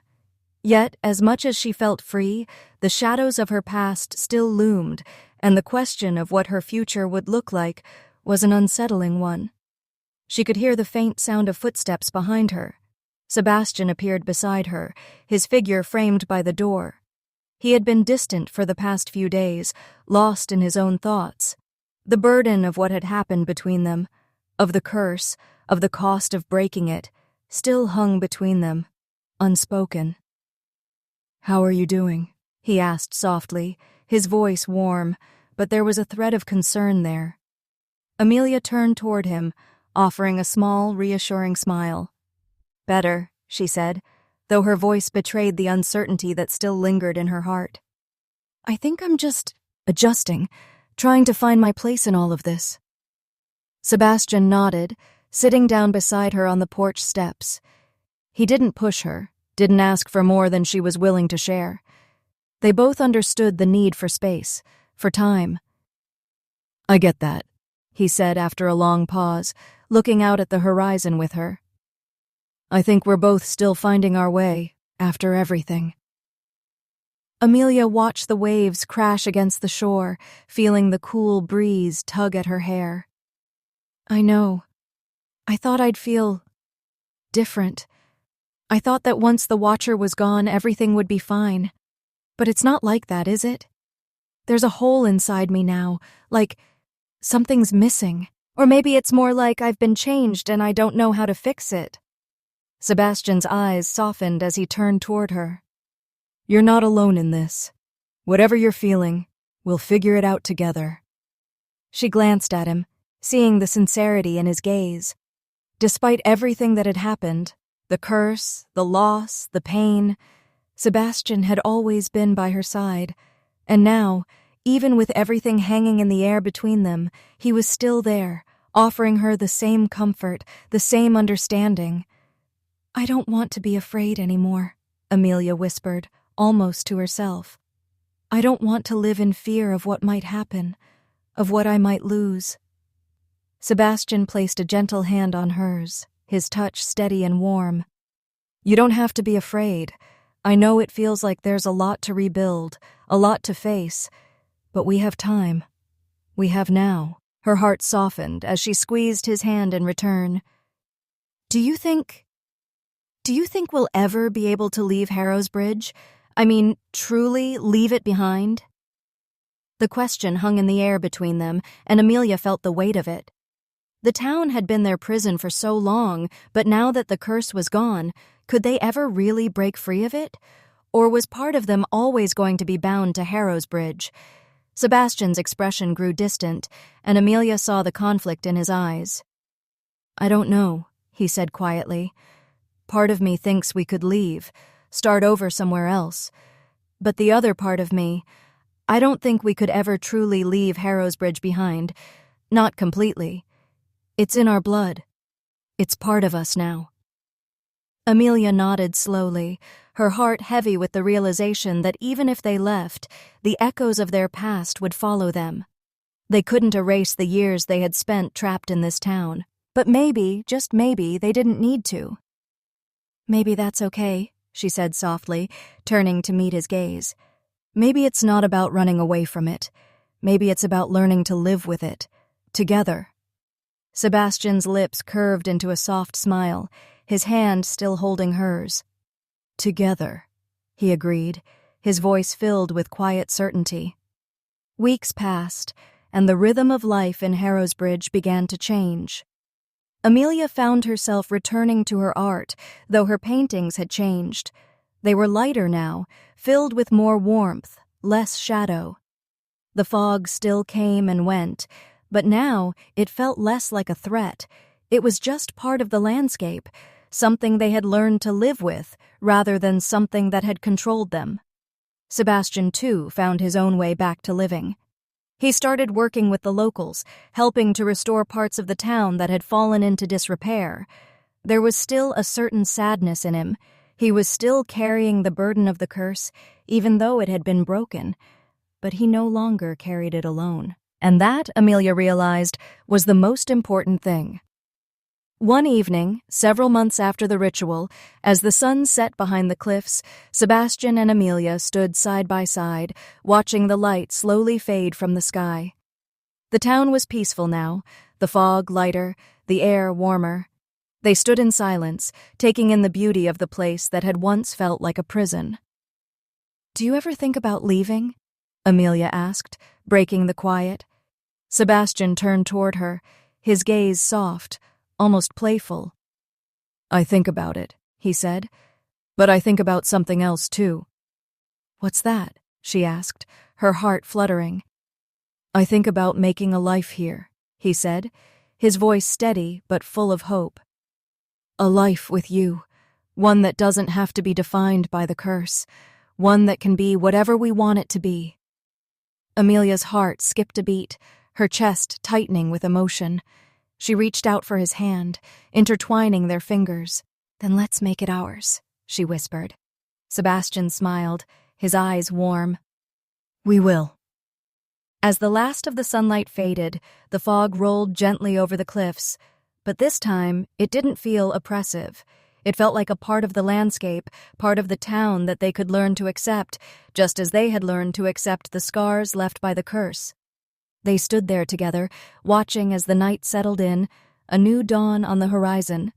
Their future, though uncertain, was theirs to create. Chapter 13. The Echo of the Past. It had been nearly a year since the Watcher was vanquished, and the town of Harrowsbridge had begun to feel like home once again. The mist, which had once felt suffocating, now seemed to belong.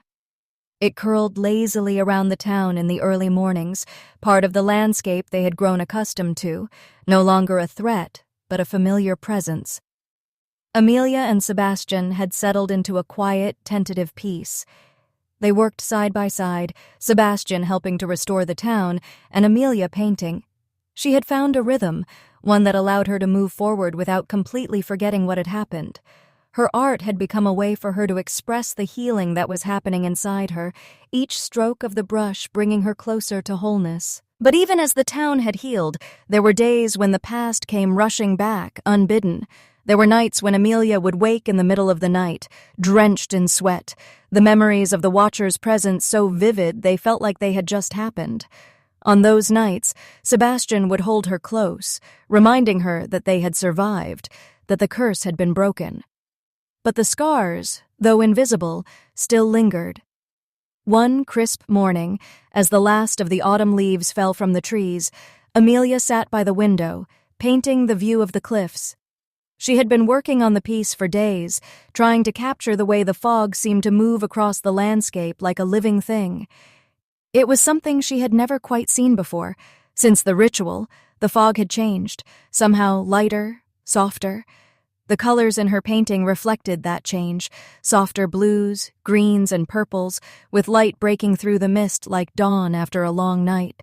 But as she painted, her thoughts kept drifting back to the question she hadn't been able to shake for months. What happens when you've been broken so completely? She felt the weight of it again, that nagging ache in her chest. She had given so much to break the curse, sacrificed so much of herself. But now, in the quiet of the town, she wondered if she could ever truly be whole again. She'd spent so much time running, fighting just to survive, but now that she had peace, she wasn't sure how to live. Her thoughts were interrupted when Sebastian entered the room, his footsteps soft on the wooden floor. He stood by the door for a moment, watching her, and when their eyes met, he gave her a small, warm smile. "You're deep in thought again," he said gently. Amelia looked at him, offering a faint smile in return. "Just thinking." He crossed the room, leaning down to kiss the top of her head before sitting down beside her. "About what?" She hesitated, her fingers pausing on the paintbrush. "About what's next. About everything that's happened. I thought once the Watcher was gone, I'd feel different. I'd feel free. But instead, it feels like I'm still waiting for something. Waiting for the other shoe to drop." Sebastian nodded, his expression soft. "You've been through so much. I think it's normal to feel that way. But you're not alone in this, Amelia. I'm here. We're both here. Together." Amelia turned toward him, her eyes filled with a quiet vulnerability. "But what happens when all we have left is each other? When the past is so much bigger than the future we're trying to build?" Sebastian took her hand in his, squeezing it gently. "Then we build it together, piece by piece. The future we want. It's out there. But it's something we create. I know it's hard. I know the past will never fully go away. But what matters now is the life we're making. You don't have to carry all of it by yourself." For a moment, they just sat there, the sound of the sea below them and the quiet hum of the house surrounding them. Sebastian's words settled into her heart, but there was still that uncertainty, the fear that what they had built could crumble at any moment. But when she looked at him, really looked at him, she saw the same determination in his eyes, the same willingness to fight for what they had. And for the first time in a long while, she believed it was enough. "I don't know what's next," she said softly, her voice barely above a whisper, "but I think I'm ready to find out." Weeks passed, and the town continued to change. The restoration work Sebastian had started in the town was slowly coming to fruition. Buildings were being repaired, the streets cleaned up, and the townspeople began to return, no longer fearful of the fog that had once cloaked their every step. It was as if the town was breathing again, its pulse steady and calm. Amelia's art had flourished. She held an exhibition in the local gallery, a collection of the landscapes she had painted over the past year, capturing the town in all its beauty. The fog, the cliffs, the ocean, it was all part of the world she had come to love, despite its dark past. The people of Harrowsbridge, once so quiet and withdrawn, now came to see her work. And for the first time in her life, Amelia felt seen. Not just as the girl who had fought against the darkness, but as an artist, a creator, someone who could make something beautiful out of what had once been broken. One evening, as the sun set over the cliffs, Amelia and Sebastian stood together on the porch of the house, looking out at the horizon. The air was cool, and the first stars were beginning to appear in the sky. The world felt vast, full of possibility. The fog had rolled in again, but it no longer felt like a threat. It felt like part of the rhythm of life in Harrowsbridge. Sebastian turned to Amelia, his expression gentle, his eyes soft. "What do you think about the future, Amelia?" he asked, his voice barely above a whisper. She took a deep breath, feeling the weight of the question settle inside her. The future had always felt like something she couldn't touch, something beyond her reach. But now, standing beside him, in this town that had been both a prison and a home, she could see it clearly. It wasn't about the destination. It was about the journey. "I think it's ours to make," she said, turning toward him, her heart light for the first time in what felt like forever. "I think it's a chance to build something new, something beautiful, together." Sebastian smiled, his hand gently brushing her cheek. "Then let's build it," he said, his voice filled with quiet determination, and for the first time in her life, Amelia believed him. Chapter 14. The calm before the storm. Harrowsbridge had changed. The town, once weighed down by the curse and its secrets, was slowly becoming something new. Amelia and Sebastian had settled into a life that, while still tentative, felt full of promise. The past few months had been peaceful. Too peaceful, perhaps. The fog still rolled in at night, but it no longer felt like a prison. The whispers of the past had faded, replaced by the quiet hum of rebuilding. Harrowsbridge was on the mend, and so were they. Amelia spent her days painting, her work continuing to evolve. Her landscapes now felt alive with light, the fog no longer a shadow but a part of the natural world, something that could coexist with the beauty of the cliffs and the sea. She felt connected to the town in a way she never had before, as though it had become a part of her, as much as she had become a part of it. Sebastian, too, had found a rhythm. He continued his work around the town, repairing the old buildings, helping the townspeople with their projects. His quiet dedication had earned him the respect of the community, and slowly he had come to feel at home here. Though there was still a shadow in his eyes, one that would never fully disappear. But despite the peace they had created, Amelia couldn't shake the feeling that something was off. It had been weeks since the ritual, since the Watcher's defeat. Yet, at night, when she lay in bed, she often felt the weight of the past pressing in on her chest. The emptiness inside her, the part of her that had been severed, still lingered. She had lost something, her bloodline, her connection to her family, and it was a loss she couldn't entirely reconcile. The future still felt uncertain, but for the first time, she was willing to face it. One evening, as the sun set behind the cliffs, the fog rolling in from the sea, Sebastian and Amelia stood on the porch of their house, wrapped in the quiet of the night. The world outside had grown dark, the air crisp and cool. The waves crashed against the rocks below, a familiar, soothing sound. Sebastian was leaning against the railing, his gaze distant. Amelia joined him, standing silently for a moment, her hand brushing against his. "You're quiet tonight," she said softly, her voice breaking the silence. Sebastian looked at her, his expression thoughtful. "I've been thinking," he said slowly, his voice low, "about the town, about us, about everything we've been through." Amelia didn't respond immediately. She knew that look in his eyes, the one that told her he was wrestling with something inside himself, something he didn't want to speak. "You're still carrying it, aren't you?" she asked gently. He nodded, his gaze returning to the horizon. "I thought that after the Watcher was gone, I'd finally be free. But I think I'll always carry the weight of what happened here, what we did, what it cost." Amelia's heart ached as she reached out, placing her hand over his. "I know," she whispered. "I feel it too, every day. The price of breaking the curse, the loss of everything we were." Sebastian's fingers curled around hers, his grip tight. "And yet, we're still here, together. We survived, Amelia. That has to count for something." She nodded slowly. "It does. But sometimes I wonder if we'll ever be free of the past. If the shadow of it will always follow us." The air seemed to grow colder as the fog thickened around them, the world growing quieter. The sense of foreboding Amelia had felt in the past few days grew stronger, but she didn't know where it was coming from. Was it just the echoes of the Watcher, the lingering threat of what had once been? Or was there something more, something yet to be revealed?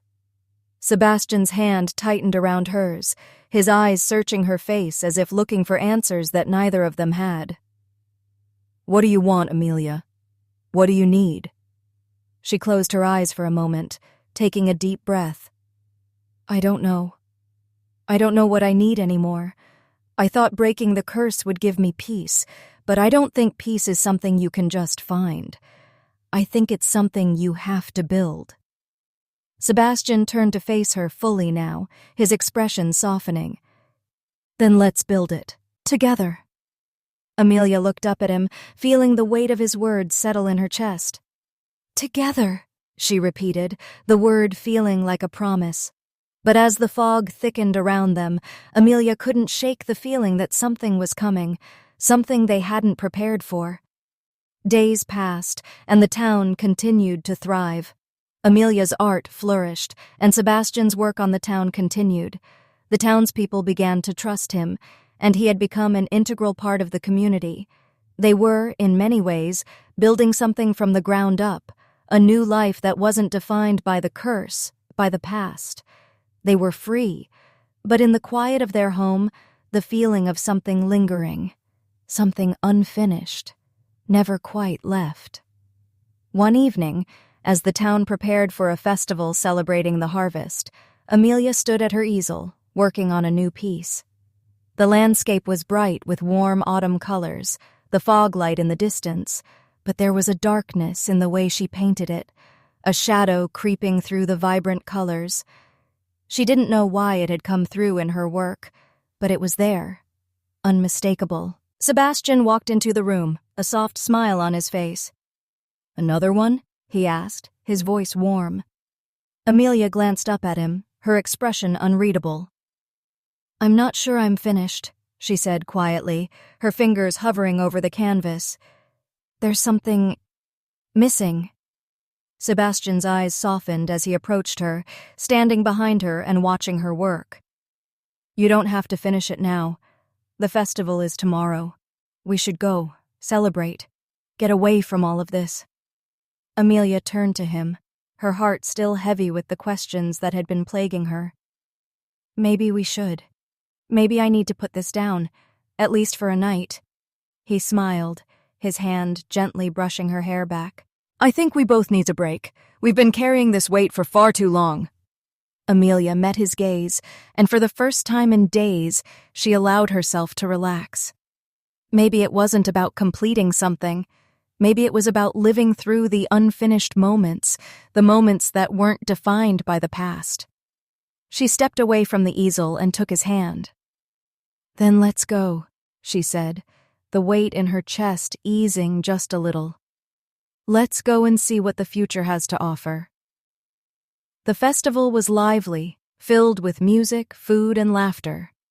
For the first time in a long while, Amelia felt light. She and Sebastian wandered through the crowd, laughing together, enjoying the simplicity of the moment. The town felt alive, and for once, it was as if everything that had happened, the Watcher, the curse, had become a distant memory, something they had faced and survived. As they watched the fireworks explode in the sky, painting the night with brilliant colors, Sebastian turned to her, his voice soft. "Do you think we'll ever truly be free?" he asked, his eyes fixed on the stars. Amelia smiled, her heart full. "I don't think freedom is something you find, Sebastian. I think it's something you create. And together I think we're creating something better than we could have ever imagined." Chapter 15. A Storm on the Horizon. The festival had been a success, the town alive with laughter and celebration. The air had been filled with the sound of music, the clinking of glasses, and the joyous chatter of the townspeople. For the first time in months, Amelia felt the weight of the past lift from her shoulders, if only for a brief moment. The fog seemed to lift, both from the town and from her heart. But as they returned to the house that evening, the quietness of Harrowsbridge seemed to return as well. The mist had rolled back in, thicker than usual, and the air outside felt charged, like a storm was coming. The flickering light from the lanterns outside seemed to cast long shadows, and for a moment, Amelia could have sworn she saw something move in the darkness. She brushed it off. It was just the fog playing tricks on her, or perhaps her own mind still processing everything that had happened. After all, the past few months had been filled with so much change, so much rebuilding, that it was only natural for her mind to feel unsettled. The following morning, Amelia woke to a strange stillness. She lay in bed, her eyes wide open, staring at the ceiling. The sun had barely risen, and the town seemed eerily quiet. The usual morning sounds, the soft rustling of leaves in the trees, the distant call of birds, were absent. The silence was overwhelming. Amelia slid out of bed, her feet touching the cold wooden floor, and moved toward the window. The fog was thick, as it often was in the mornings, but today it seemed different. The fog wasn't just shrouding the town, it felt like it was closing in on the house, creeping up the walls, tightening around her. Her heart began to race. "Sebastian?" she called softly, not taking her eyes off the window. "Sebastian, wake up." Moments later, Sebastian appeared in the doorway, his expression concerned. "What is it? What's wrong?" Amelia turned toward him, her face pale. "The fog. It's different. It feels heavier." Sebastian walked over to the window and looked out, his gaze sharp. He said nothing at first, but Amelia could see the tension in his shoulders, the way his jaw tightened as he surveyed the scene outside. "You're right," he finally said, his voice low. "It's not just the fog. Something's off." They stood in silence for a moment, the weight of the unspoken words hanging between them. Then, without another word, Sebastian moved toward the door. "We need to check the town," he said quietly. "Stay here. I'll be back soon." Amelia wanted to protest, to follow him, but she knew better than to argue when his protective instincts kicked in. "Be careful," she said instead, her voice barely above a whisper. "Please." Sebastian gave her a nod, but his eyes lingered on her for a moment longer than usual, his expression unreadable. Then he stepped outside, disappearing into the thick mist. The hours stretched on, and the fog never lifted. Amelia couldn't shake the feeling of unease that had settled deep in her chest. She went about the house trying to keep busy, painting, cleaning, organizing, but her mind kept returning to the same question. What was happening? It wasn't until late in the afternoon that she heard the sound of footsteps outside the door. She rushed to the window, her heart skipping a beat when she saw Sebastian emerging from the fog. His steps were slow, measured, his posture tense, as though he were carrying the weight of something heavy. The moment he stepped inside, Amelia was at his side, her eyes searching his face for answers. "What happened? What did you find?" she asked, her voice tight with worry. Sebastian closed the door behind him, his face grim. "I went to the town square. People were acting strange. Almost like they were in a trance. Not speaking, just standing there, staring into the mist." Amelia's stomach turned. "What do you mean, a trance? What's causing it?" "I don't know," Sebastian said, rubbing his temples. "But it's not just the fog. It's something else. Something in the air. Something alive." Her heart began to race. "Alive? What are you talking about? Is the Watcher back?" Sebastian met her eyes, and for a moment she saw the same haunted look in his gaze that had been there when the Watcher had first come for them. "I don't know," he said softly. "But whatever it is, it's connected to the town, connected to the fog. I think it's been waiting." "Waiting for what?" Amelia's voice cracked. He didn't answer at first. Instead, he moved toward the window, his eyes scanning the fog outside, the town still hidden beneath its oppressive veil. "I'm not sure," he said quietly, "but I think it's time we find out." Later that night, Sebastian and Amelia gathered what little they could carry, candles, lanterns, and a few supplies, and made their way toward the town square. The mist was so thick now they could barely see their hands in front of their faces. The town had fallen silent, and there was no sound in the air except for the eerie rustling of the fog. As they approached the square, the feeling of something watching them grew stronger. It wasn't the Watcher, at least not in the way they had known it, but it was something far more ancient, more primal, something that had always been there, waiting. Amelia's breath came in shallow gasps as they reached the center of the square. The streetlights flickered weakly, casting long shadows across the cobblestones. The air was thick with energy, oppressive and charged, like a storm was brewing just beneath the surface. And then she saw them, the people of Harrowsbridge. They stood in the square, frozen in place, their eyes wide open but blank, as though they were asleep, yet awake. Their movements were slow, mechanical, as if they were being controlled by some unseen force. Sebastian and Amelia exchanged a glance, and for the first time in a long while, Amelia felt a true sense of fear. The ground beneath them seemed to tremble, and a soft, almost inaudible hum filled the air. Amelia and Sebastian stepped forward, their footsteps silent in the thick mist, their hearts racing as they approached the motionless crowd. Amelia's hand gripped Sebastian's tightly, her pulse thundering in her ears. And then, at the far edge of the square, they saw it. A figure standing alone, shrouded in the fog. It was tall, its features obscured by the mist, but Amelia could feel its gaze piercing through the veil of the fog. A figure that wasn't quite human, its presence almost alive in a way she couldn't describe. Sebastian froze, his body tensing as he recognized what they were facing. "It's back," he whispered, his voice filled with dread. Chapter 16. The Return of the Watcher.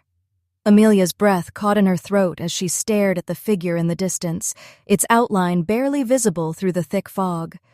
The air around them seemed to hum with an unnatural energy, and the presence of the figure felt wrong, almost alive, like it was feeding off the darkness of the town itself. Sebastian's grip on her hand tightened, pulling her slightly behind him as if instinctively protecting her from the unknown. His face was pale, his eyes wide with a mixture of fear and recognition. "Do you know what it is?" Amelia whispered, her voice barely audible over the deafening silence that had fallen over the square. Sebastian didn't answer immediately. His gaze remained locked on the figure, and when he spoke, his voice was thick with dread. "It's not the Watcher," he said, his voice strained. "Not in the way we knew it, but it's connected. It's the same force, the same dark energy that feeds off the bloodline." Amelia's heart pounded in her chest. "What is it, then? Why is it here?" Sebastian didn't respond. Instead, his expression grew darker, his body tense. The figure in the mist seemed to flicker in and out of focus, and the air around them seemed to grow colder with each passing second. Suddenly, the figure shifted, and with a jolt, Amelia realized it wasn't standing still. It was moving toward them. Her breath caught in her throat as she tried to step back, but the fog was so thick that it felt like the very ground beneath her feet had turned to quicksand. She couldn't move, couldn't breathe. As the figure grew closer, its shape becoming clearer. It was tall, its features distorted and grotesque, as if its very existence was some sort of nightmare made flesh. And then she heard it, the whisper. The voice wasn't human. It was a low, rasping sound, like the wind moving through dry branches or the hiss of serpents. It slithered into her mind, coiling around her thoughts.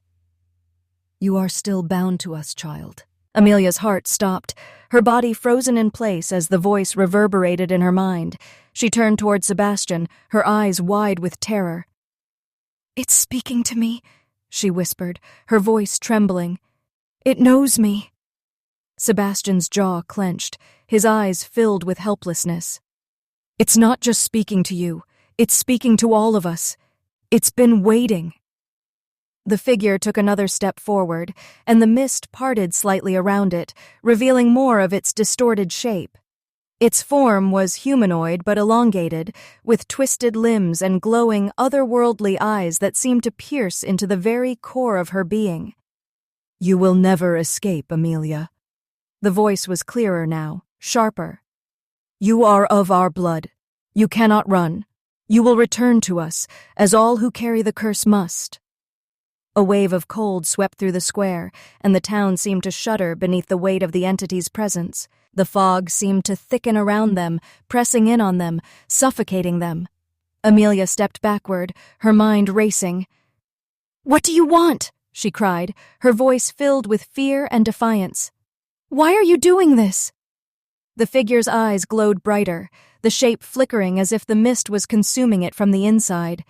The ground beneath her feet vibrated with the sound of a deep, unnatural rumble. "We are the Watchers of all who dare to walk this earth, and those who have been marked by the bloodline." Sebastian stepped forward, positioning himself between Amelia and the figure. "This isn't the Watcher, not the way you know it," he said, his voice hoarse. "But it's still here. It's still part of what was bound to us. It was always waiting." Amelia's eyes darted to him, her pulse quickening. "What do you mean? What was waiting?" Sebastian's face twisted in pain as he looked at the creature in the fog. This is what created the Watcher. This force, it's older than the curse. It's what the Watcher served, and now it's come back for what it's owed." The fog seemed to swirl around them, the figure approaching with each step. Amelia's heart raced, her thoughts disjointed as the reality of what they were facing sank in. "The Watcher was merely a servant," the figure hissed, its voice seeping into Amelia's mind, crawling into her skin. "We are the true masters of the curse. We are the force that binds. You, child, are ours." Amelia tried to step back, but it felt like the very air was holding her in place. The energy around her was suffocating, pressing in on her chest, as if the fog itself was alive. "You will be sacrificed." The words hit her like a physical blow. Her breath caught in her throat, and for a moment she felt like the ground beneath her had vanished. The weight of her past, the sacrifice she had made to break the Watcher's curse, seemed to pale in comparison to what she was facing now. "You won't have her," Sebastian growled, stepping closer, his voice low and full of raw power. Amelia is no one's sacrifice. Not now. Not ever. The figure laughed, a low, spine-chilling sound that seemed to fill the air around them. The mist thickened, swirling violently, and the ground trembled beneath them. You can't protect her. The bloodline will claim its price. It always does. Sebastian's hands clenched into fists, his eyes filled with determination. We can fight it. We've fought worse. We broke the curse once, we can do it again. But as he spoke, the air seemed to thicken, the power of the figure's presence growing. The mist swirled more violently now, and Amelia's vision began to blur. She could feel the power around her, seeping into her very bones. And then the figure spoke again, its voice ringing louder than ever, its form flickering in the fog. The curse is not broken. It has only changed. You cannot escape. You cannot escape us. With that final bone-chilling declaration, the figure began to dissolve into the mist, fading away as quickly as it had come. But its presence remained, lingering in the air, like a storm waiting to break. Chapter 17. The Awakening. The mist lingered in the town, heavy and oppressive. The streets of Harrowsbridge, once bustling with a quiet peace, now felt eerily empty. The fog twisted like a living entity, its presence smothering the town, an ever-looming reminder of the ancient force that had just revealed itself. Amelia stood at the window, staring out at the town square. It felt like the town itself was holding its breath, waiting for the next storm to break. She could still hear the figure's voice in her mind, the watcher's words echoing through her thoughts, despite the distance. You cannot escape. You cannot escape us. Sebastian hadn't returned yet, and the longer he was gone, the more uneasy she felt. The fear, once distant, began to creep back into her heart, the same fear she had carried when the Watcher first haunted her steps. The presence of that force, whatever it was consuming her thoughts, and she couldn't shake the sensation that it was waiting for her, for them. She closed her eyes, trying to block out the memory of the figure's presence, but all she saw was its form, flickering in the mist, its distorted, monstrous figure etched into her mind. A knock on the door startled her, breaking the silence. Amelia? Sebastian's voice, low and strained, filtered through the wood. She rushed to the door, opening it to find him standing there, his face pale and drawn. He looked worn, the weight of the events pressing heavily on him. Sebastian, she said, relief flooding her chest. Where did you go? What happened? He stepped inside quickly, his eyes flickering with a mixture of exhaustion and something darker, something he hadn't fully revealed to her yet. I went to the square, he said, his voice low, almost shaking. The town's people, they were acting as if they'd been changed, as if they were under control. The figure in the fog, it wasn't just talking to us, it was controlling them. Amelia's blood ran cold. Controlling them? You mean like the Watcher did? Sebastian shook his head, his expression grim. No. This is different. The Watcher's influence was physical. It manipulated our fears, our memories. But this is something deeper. This isn't just about us. It's about the town itself. Amelia's heart tightened. What do you mean? The fog, he said, his eyes narrowing as he looked at the window. It's not just a veil. It's a barrier. The entity we faced in the square, it's linked to the fog. It's alive. It's anchored here, in the town. It wants us all. Amelia recoiled slightly. We need to leave, she whispered. We need to leave now, before it's too late. Sebastian looked at her, his gaze dark. I don't think we can. I don't think anyone can. The town it's tied to it, to the fog, and we're tied to the town. Her mind raced as she tried to piece everything together. The town had always been shrouded in mystery, in secrets. But this felt like a new kind of terror. Ancient, something far beyond what they had faced with the Watcher. It's in the bloodline, Sebastian continued, his voice strained. The Watcher was just a servant, a tool. This thing, The force behind it has been here much longer than we've realized. And it's not finished. It's waiting for something, waiting for us to return to the curse. Amelia stepped back, her mind spinning. The town had always felt strange, but she had never understood why. Now, with the fog, the mist, the presence that clung to them, she felt the weight of it all. "I don't know if we can fight this," she said quietly, the uncertainty weighing heavily in her chest. Sebastian didn't respond immediately. Instead, he walked over to the table where the journal he had kept all these months sat. He opened it to the page with the symbol of the Watcher, the same one that had haunted them both for so long. "This is where it all started," he said, tracing his fingers over the faded ink. "The symbol, the fog, it's all connected to the bloodlines. My family, your family, we're tied to it. Our pasts were never fully severed, and as much as we thought the Watcher was gone, it's not over." Amelia felt a shiver run down her spine. "You're saying it's still using us? The Watcher?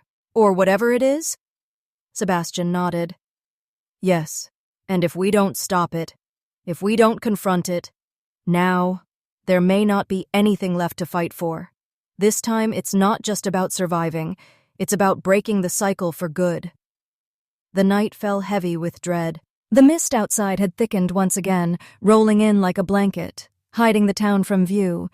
It felt like the fog had its own consciousness, swirling around the house, pressing against the windows. Amelia sat in the study, her hands trembling as she looked through the journal again. Sebastian had left to gather some supplies, but she felt the heavy silence in the house, the calm before the storm. She could feel it. Something was coming. And it wasn't just the fog. It was the thing that had been waiting, watching. Suddenly, she heard a noise, soft at first, like the distant hum of something unnatural. The floorboards creaked behind her. Amelia's heart leaped in her chest. She turned, but there was nothing there. The room was still, but the hum grew louder. She stood, walking cautiously toward the door, her pulse quickening. Her hand gripped the doorknob, but before she could open it, the mist seemed to surge forward, crashing against the window as if it were alive. A voice, a low, echoing hiss, whispered through the room, faint but unmistakable. "You cannot hide, Amelia. You will return to us." The words weren't spoken aloud. They were in her mind, sinking into her very soul. Amelia stumbled backward, her breath coming in short gasps. The figure in the mist, the voice, it was speaking again. And it wasn't just to her. It was to the town, to all of them. Her body went cold as the reality set in. The entity that had risen wasn't just targeting her and Sebastian. It was targeting everyone in Harrow's Bridge. The fog was more than a barrier. It was a prison. And now, it was tightening its grip. Chapter 18. Into the Mist. The fog outside pressed in like a living thing, its weight suffocating. The voice Amelia had heard earlier still echoed in her mind, slithering beneath her thoughts. "You cannot hide. You will return to us." It wasn't just a warning. It was a command. Amelia felt her heart race as she backed away from the window, her mind a chaotic swirl of dread and confusion. The mist outside had become thick, almost tangible, and the oppressive energy of the town, the sense that something was watching, waiting, had returned with a vengeance. Sebastian returned to the room, his expression tense, his eyes searching the shadows. The look on his face was one she hadn't seen before. Familiar, but haunted, as if something inside him had shifted. Something had changed. The weight of it pressed down on them both. "We need to leave," Amelia said, her voice frantic as she grabbed his arm. "We need to get out of here now, before it's too late." Sebastian shook his head, his jaw clenched tightly. "We can't leave. Not yet. I've been trying to understand it, but we can't escape this. Not now that it's fully awakened." Amelia's breath caught in her throat. "Awakened? What does that mean?" He met her eyes, his voice heavy with the weight of the truth he had been avoiding. "It means it's no longer content to stay hidden. The fog, the mist. It's part of the curse. Part of it.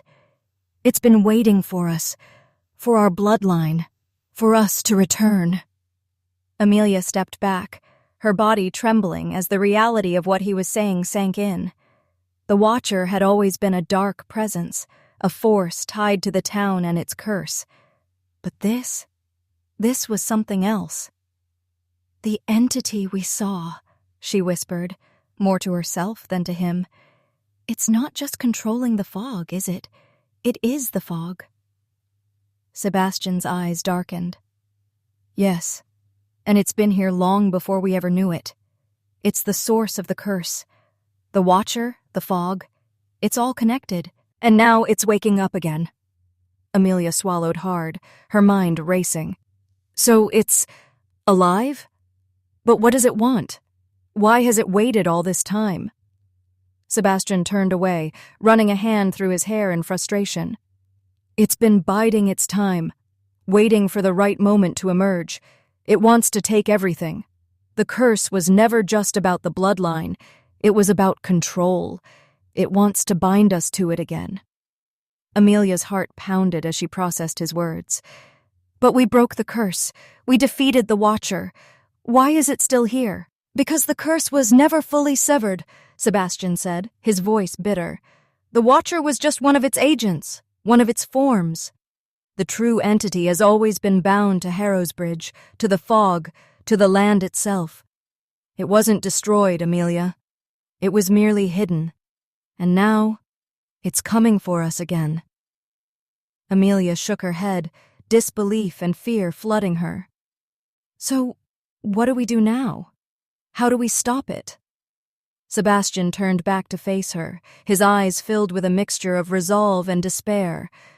We can't stop it unless we sever the source, the root of it all. She stepped closer, her hand reaching out to grasp his arm. The source? Where is it? Sebastian's eyes flickered with uncertainty, but then they hardened, determination flaring in his chest. It's in the town, beneath it. There's an old underground chamber, the heart of the curse. It's where the Watcher was born, where the fog and the curse originated. If we can destroy the heart, we can end it. Amelia's stomach twisted. But the heart, how do we destroy it? Sebastian exhaled, his eyes flickering with a hidden sadness. There's no easy way, but I know one thing. The heart can only be reached through the old church, beneath the altar. That's where the ritual began, where everything was first bound. Amelia nodded, feeling a sense of urgency grip her chest. Then we go there. We end it. We break the curse for good. Sebastian looked at her, his gaze softening with a quiet tenderness. I won't let you go alone. We do this together. It's our fight, Amelia. The night was silent as they prepared to leave. The town square, once bustling with life and energy, was now empty, the air thick with a strange, unnatural stillness. The fog had gathered in thick tendrils, swirling around the streets like something alive, like it was waiting. Amelia and Sebastian made their way to the old church on the edge of town, their footsteps echoing in the silence. The church had always been an unsettling place, its tall spires reaching into the sky like fingers, but now it felt even darker, as if the walls themselves were watching them. Are you sure about this? Amelia asked, her voice barely more than a whisper. Sebastian gave her a quick, reassuring glance. I've lived my entire life running from this. We can't run anymore. Together they entered the church, the heavy wooden doors creaking as they pushed them open. The air inside was thick with dust, the faint smell of old incense still lingering in the air. The light from their lanterns cast long shadows on the walls as they made their way down the aisle, toward the altar. Amelia's heart hammered in her chest, the weight of what they were about to do sinking in with every step. The fog had already begun to swirl inside the church, and as they reached the altar, the ground beneath them seemed to tremble. This is it, Sebastian murmured, his voice grim. Amelia stepped forward, reaching out to touch the cold stone of the altar. She felt a pulse of energy, dark, oppressive energy, radiating from beneath it. She turned to Sebastian, her eyes filled with resolve. "Let's end it." With that, they began their descent into the earth below the church, the hidden chamber where the source of the curse had been born. The descent was long, the narrow staircase twisting down into the darkness beneath the church. The air grew colder as they reached the bottom, and when they stepped into the chamber, the sight before them was both breathtaking and horrifying. The walls were lined with strange symbols, their meaning lost to time. The air itself seemed alive, thick with an ancient energy that felt like it was pressing in from all sides. At the center of the chamber was a large, pulsating stone, black and jagged, its surface covered in runes and sigils. It hummed with power, and Amelia could feel it tugging at her mind, trying to pull her closer. "This is it," Sebastian said, his voice low and filled with dread. "This is where it all began." Amelia stepped forward, her heart pounding. The chamber felt like it was alive with the echoes of the curse, and the energy was so overwhelming that it felt like it was closing in on them. "Now what?" she asked, her voice barely above a whisper. Sebastian's eyes were filled with determination as he moved toward the stone. "We destroy it. We destroy the source of the fog, the source of the curse, and we end it, once and for all." Amelia nodded, stepping toward him, feeling the weight of their decision settle on her shoulders. They had already sacrificed so much. Now they had to destroy the very thing that had haunted them both for so long. Chapter 19. The Heart of Darkness. The chamber around them was suffocating, the air thick with an ancient energy that hummed with a life of its own. Every breath Amelia took felt strained, as though the very walls were closing in on her. The stone beneath their feet pulsed with dark power, and the sense of foreboding grew heavier with every step they took toward the jagged, pulsating stone at the center of the room. Amelia's eyes flickered toward Sebastian, and she could see the same determination mirrored in his gaze. They had come this far. There was no turning back now. "This is it," she whispered, her voice tight. "The source. This is what we've been running from." Sebastian nodded, his face pale but resolute. "It's been here all along, hidden beneath the surface. But we can end it. We have to." Amelia took a step forward, her heart racing as the air around them seemed to thicken with the oppressive weight of the curse. The runes carved into the stone seemed to shift in the dim light, their symbols glowing faintly as if reacting to their presence. "How do we destroy it?" Amelia asked, her voice barely above a whisper. The answer felt like it was just out of reach, as though the stone itself was hiding it from her. Sebastian moved closer to the stone, his hands trembling as he reached out to touch its surface. "The ritual," he began, his voice strained. "It's all here, in the heart of the curse. But it's not just about destroying it. We need to sever the connection. The fog, the entity, it's all tied to this, to the land, to the bloodline." Amelia felt a sudden chill run down her spine. The bloodline. The curse had never truly been about the Watcher or the fog. It had always been about them, about their blood, their connection to the land and the darkness beneath it. "We can break it," Sebastian continued, his voice hardening with resolve. "But it won't be easy. The heart won't let go without a fight." Amelia felt the weight of his words sink in. This wasn't just about destroying the physical form of the curse. This was about severing the very tie that bound them to it, and that would cost more than either of them was prepared to give. "How do we sever it?" she asked, her voice trembling slightly. Sebastian took a deep breath, his gaze locked on the stone. "The bloodline. It has to be sacrificed, but not in the way we thought. Not by death. We have to give up our connection to it. We have to sever our ties to the curse, to this place." Amelia's breath caught in her throat. "But that means—" "Yes," he said, cutting her off gently. "It means letting go of everything, our past, the bloodline, everything that has kept us tied to this town. We won't be able to stay here. We won't be able to stay anywhere as we were, but it's the only way." The weight of his words hit her like a physical blow. They had fought so hard to break free, but now they were faced with the ultimate choice. If they severed the curse, they would lose everything, their connection to the land, to their families, to Harrow's Bridge itself. But deep down, Amelia knew there was no other choice. She looked at Sebastian, his face set in determination, and felt a surge of something deeper than fear, something that had always been there between them. They had survived the curse together, and now they would face this final trial as one. "We do it together," she whispered, her voice steady despite the weight of what she was about to say. "We end this together." Sebastian nodded, his grip tightening around her hand. "Together," he repeated. The ritual began. They stood before the heart of the curse, the dark energy swirling around them.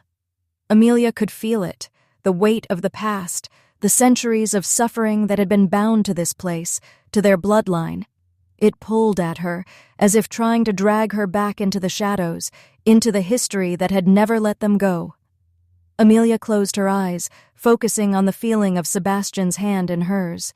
She could feel the connection between them, the bond that had been forged through their shared pain and triumph.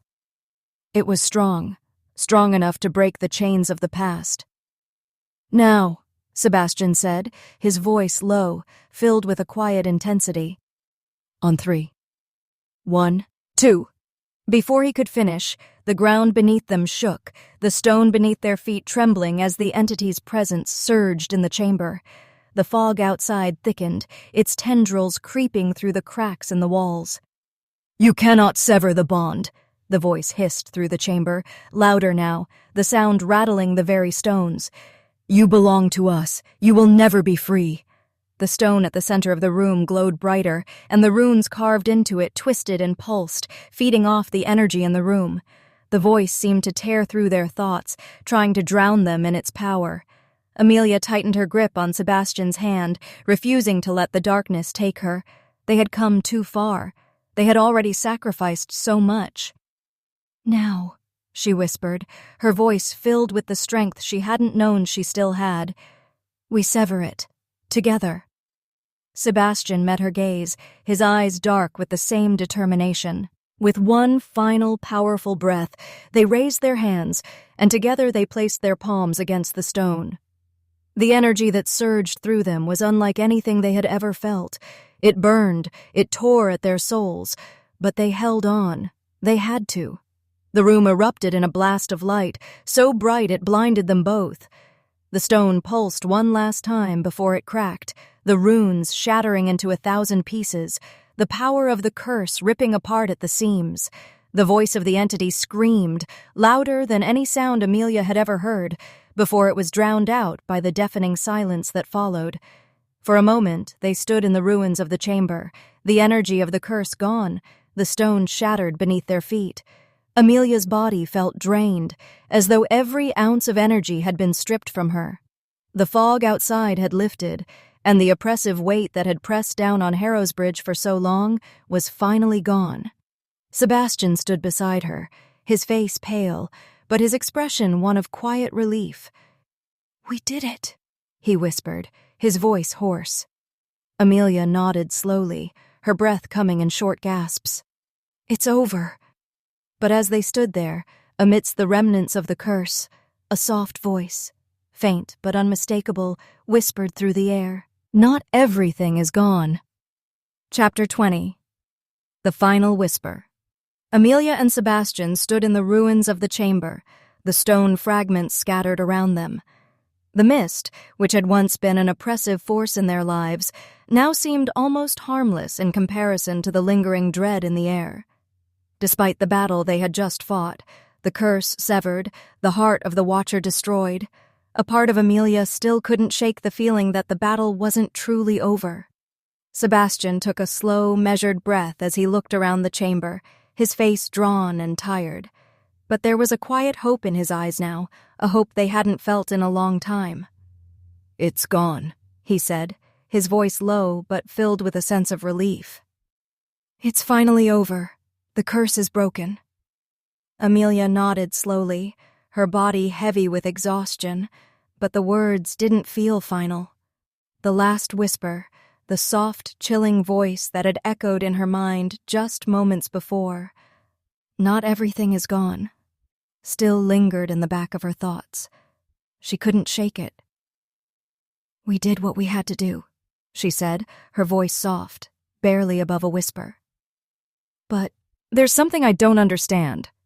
Sebastian turned to her, his brow furrowing with concern. "What do you mean?" Amelia hesitated, looking down at the shattered remnants of the stone where the heart of the curse had been. "The entity. It said, 'Not everything is gone.' What did it mean? Is there something else we missed?" Sebastian's expression darkened, and he stepped closer, his gaze flickering nervously toward the entrance to the chamber. The faint whisper of the voice still echoed in the back of his mind, too. He could feel it, too. "I don't know," he admitted, his voice strained. "But we've been through too much to ignore it now. There's always been something else, hasn't there? A part of this town that never quite left us. We can't just assume it's over." Amelia took a deep breath, her eyes scanning the chamber once more. Despite the silence that had fallen over the room, it felt as though something was lingering, watching, waiting for them to make the wrong move.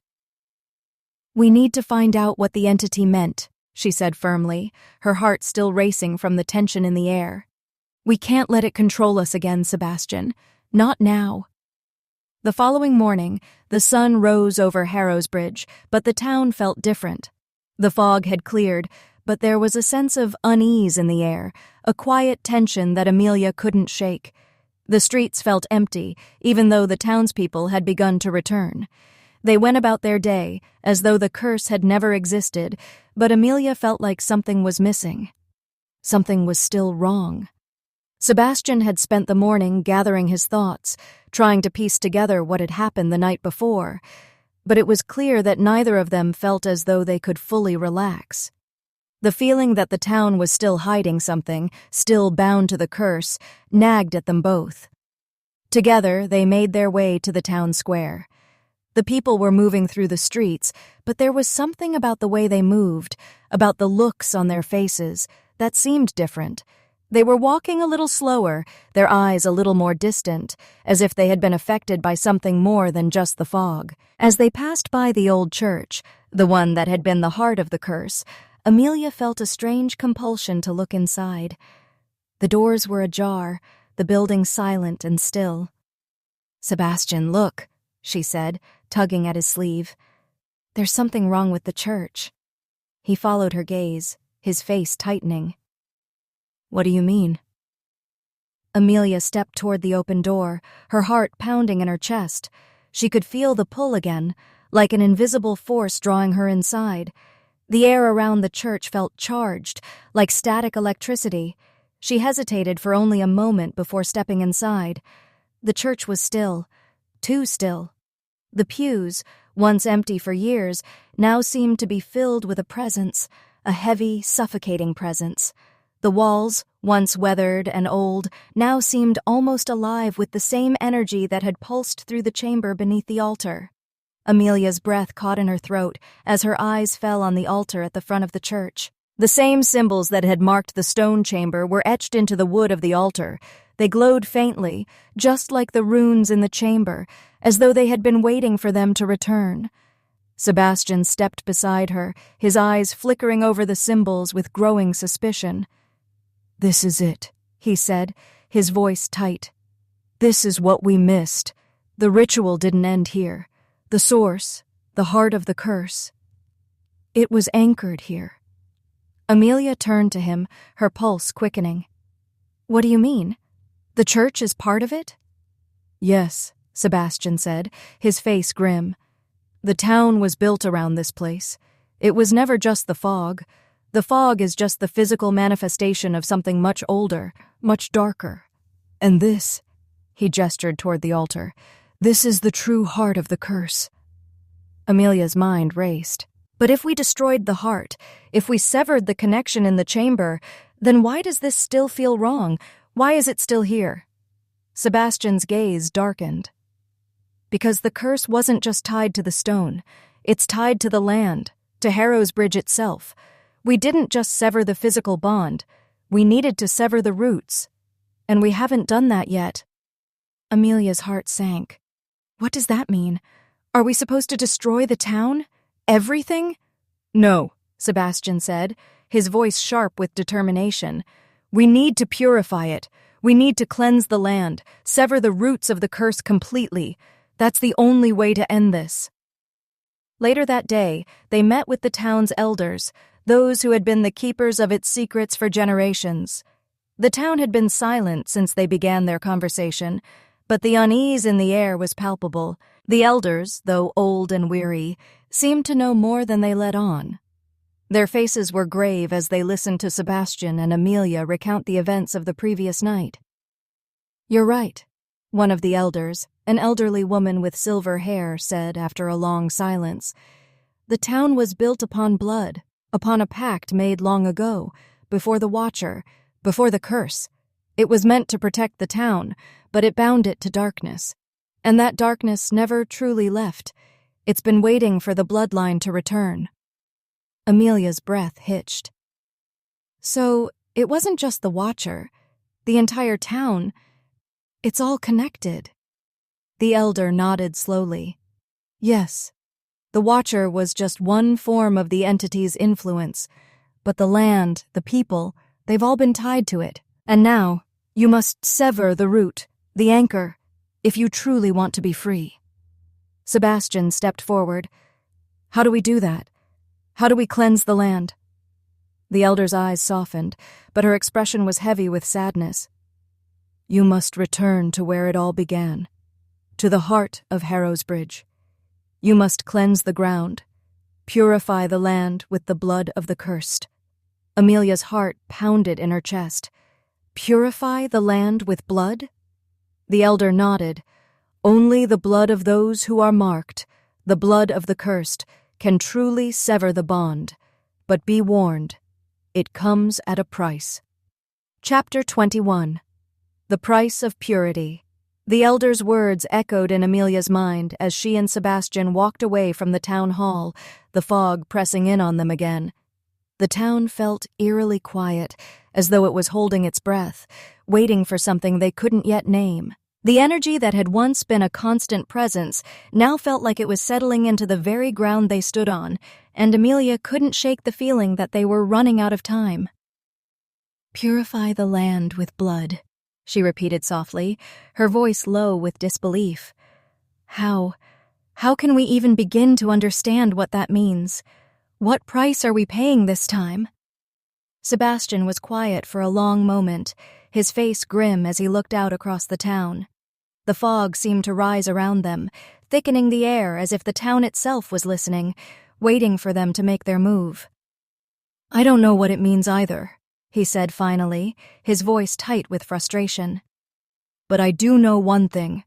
We're tied to this town, and to break that tie, we have to purify it. I've been carrying this weight for too long, but now it's about more than just us. It's about freeing this place, freeing everyone who's been caught in the curse. Amelia nodded, her heart heavy.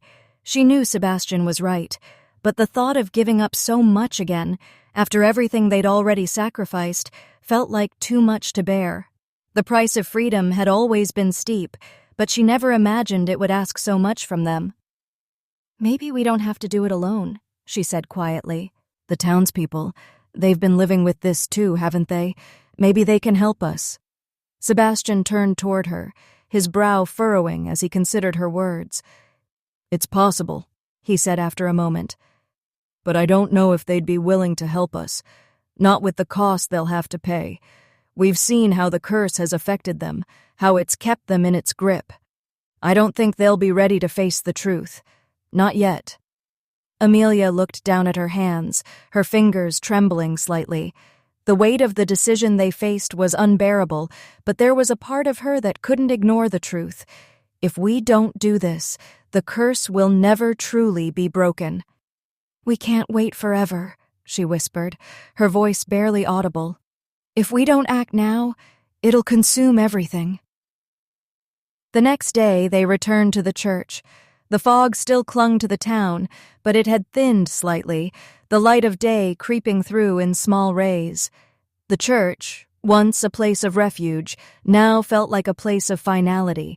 The very air inside felt heavier than it had before, as if the building itself was a vessel for the power they were about to confront. They approached the altar, and this time it wasn't just about facing the curse, it was about cleansing it. The stone that had once been the heart of the Watcher, the symbol of their bloodline's connection to the land, now stood silent. But Amelia could still feel the energy, pulsing beneath the surface, ready to rise again if they didn't sever the connection once and for all. "The ritual," Sebastian said softly, kneeling beside the altar. "It's not just about destroying the heart anymore. It's about purifying the land. We need to call upon the power of the earth itself." Amelia looked at him, a flicker of hesitation in her heart. "But what if the land fights back? What if we can't purify it? What if—" Sebastian placed a hand on her arm, his grip firm. "We've already fought the darkness. Now we fight for the light. For freedom. For the future." Amelia nodded, feeling a quiet resolve settle over her. The bloodline was a chain that had kept them in this town, but it was also their strength. They had already broken the physical curse. Now they needed to break the spiritual one. Together, they stood and moved to the center of the church. Sebastian opened the journal the elder had given them, its pages yellowed and fragile with age. The words were written in a language that had long since fallen out of use, but the symbols were clear.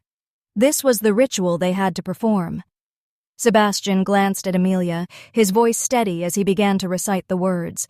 The language was foreign, but there was power in the way it vibrated through the air, ancient and primal, like the earth itself was responding. The very walls of the church seemed to tremble as they spoke the final incantations, the air thick with energy.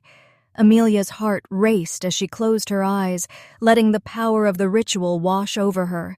The mist seemed to grow colder, pressing against the walls of the church, but Amelia refused to back down. The land was hers to heal now. They had come this far. They couldn't stop. Suddenly, the ground beneath their feet cracked. The stone beneath them trembled as the energy built, and the runes on the altar began to glow brightly. "You cannot undo what has been done," the voice hissed, the same voice that had taunted them before, filling the room. "You are bound to the land. You will never be free." Amelia's heart thudded in her chest as the entity's presence pressed in on them, its power suffocating. But she didn't waver. She held Sebastian's hand, feeling his strength beside her. "I won't be part of you anymore," she said, her voice shaking but steady. "We won't be." Sebastian's voice joined hers, and together they completed the final words of the incantation. For a moment, the world seemed to stop. The fog outside pressed harder against the church, the entity's voice howling through the air. But then, the light. A blinding pulse of energy filled the room, flooding the church with warmth. The runes on the altar flared brighter and brighter, and then, just as quickly as it had started, the light faded. The fog dissipated. The silence was deafening. Amelia and Sebastian stood still, their hearts racing, their bodies trembling from the intensity of the ritual. The air around them felt lighter. The weight of the curse finally lifted. For the first time since they had entered the town, it felt as though the land had exhaled, as though the darkness had been purged. Sebastian looked at her, his face filled with a quiet awe. "I think we did it," he said, his voice barely above a whisper. Amelia nodded, her breath shallow. "I think we did, but there's still so much left to do." They stood there for a long moment, the weight of the moment settling over them. The fog was gone. The entity was gone. But there was still a future to face, one that they had to build from the ground up. The days that followed were quieter. The town seemed to awaken, the energy of the land shifting. Harrowsbridge began to heal. The fog that had once clung to the town, suffocating it, was now a distant memory. The air felt fresher, clearer. The weight of centuries of darkness had finally been lifted. Amelia and Sebastian, though exhausted, began to rebuild their lives. They still had to confront the future, to find out who they were now, after everything they had faced. But one thing was certain: the town would no longer hold them in its grip. They were free. Chapter 22. The Aftermath. The days following the ritual were a blur. The fog had lifted from the town, but it felt as though a different kind of fog had descended on Amelia and Sebastian's lives. A fog of uncertainty and change. The town was waking up, the people returning to their routines, though many still carried the heavy weight of the curse's remnants. The land, once tainted by darkness, now felt cleaner, fresher, as though the earth itself had sighed in relief. Amelia found herself at the edge of the cliffs again, standing by the same spot where she and Sebastian had first confronted the curse. The ocean stretched out before her, vast and endless, a reminder of the future she now had to face. She closed her eyes, feeling the wind whip through her hair, the cool air on her skin. The town was behind her, peaceful and calm, but there was still something unsettled inside her, a feeling she couldn't quite shake. She hadn't been able to paint for days, not since the ritual.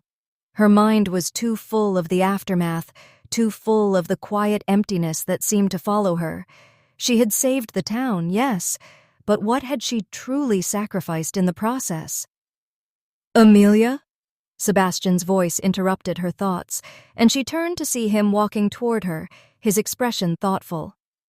"I was just thinking," she said softly, her gaze drifting back to the horizon, "about everything, about what we've lost, what we've gained." Sebastian stopped beside her, his eyes scanning the view as well, though his attention seemed to be on her.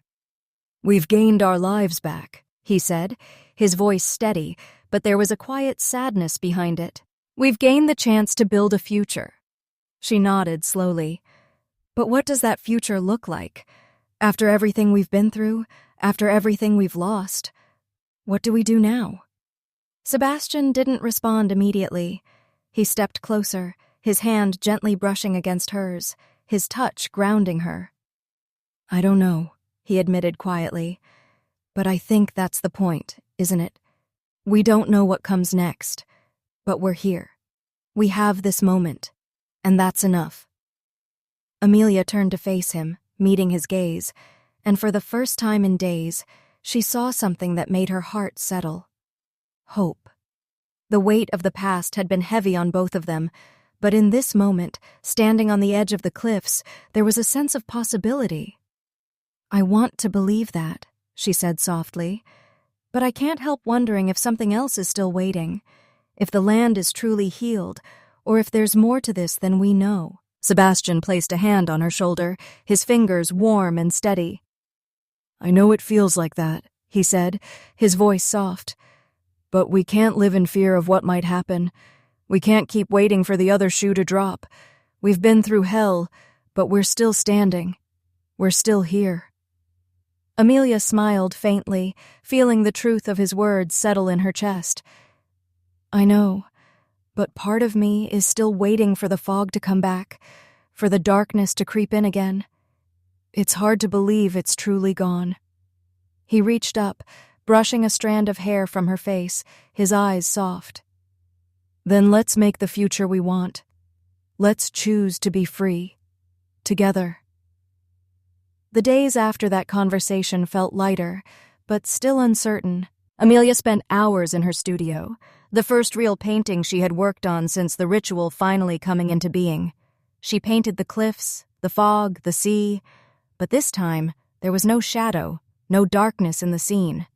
The sky was clear, the waves gentle, and the cliffs stood firm, bathed in golden light. It was the picture of hope, something she hadn't felt in a long time, but something she was learning to trust.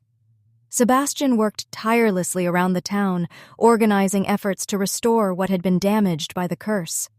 There was still so much to rebuild, and while the fog had lifted, it had left behind scars that would take time to heal. He, too, was finding his way forward, but it was clear that his heart was still heavy with the weight of the years spent fighting the curse. Though they were free of the immediate threat, the town was still struggling to find its place after centuries of oppression. The townspeople were beginning to open up, to share their stories of fear and survival, and slowly there was a sense of hope returning to the land. But it would take time. Time for the people to trust again, time for the land to fully heal. Weeks passed, and the town of Harrowsbridge began to transform. The streets were alive with activity again, the buildings being repaired, the fields tended to, and the air filled with a sense of renewal. The fog, once so pervasive and ominous, was now a distant memory. The people were returning to the town, their faces no longer masked with fear. They were building something new, just like Amelia and Sebastian were. One evening, as they walked through the town square, Sebastian turned to her, his hand slipping into hers. "Do you think they'll ever truly be free of it?" he asked softly. Amelia glanced around at the town, the people laughing, talking, working together to rebuild. The air felt different now, lighter, full of possibility. "I think they will be," she said, squeezing his hand. "But it will take time. We'll help them rebuild, one day at a time." He smiled at her, his gaze soft and affectionate. "Together." Amelia nodded, her heart full as she watched the town come alive around them. Together. The days continued to pass, and as time went on, the sense of peace settled deeper into their lives. Though the town would never be the same, how could it be after everything that had happened? It was slowly healing, and so were they. Amelia had found a new rhythm, a new purpose. The fog might have lifted from Harrowsbridge, but it was also lifting from her heart. And though she didn't know what the future held, whether the land was completely free of the dark force that had haunted it for so long, she knew one thing for sure. She and Sebastian had fought together, had broken the curse, and had chosen to build something new from the ashes of the past. And that was enough. Chapter 23. New Beginnings.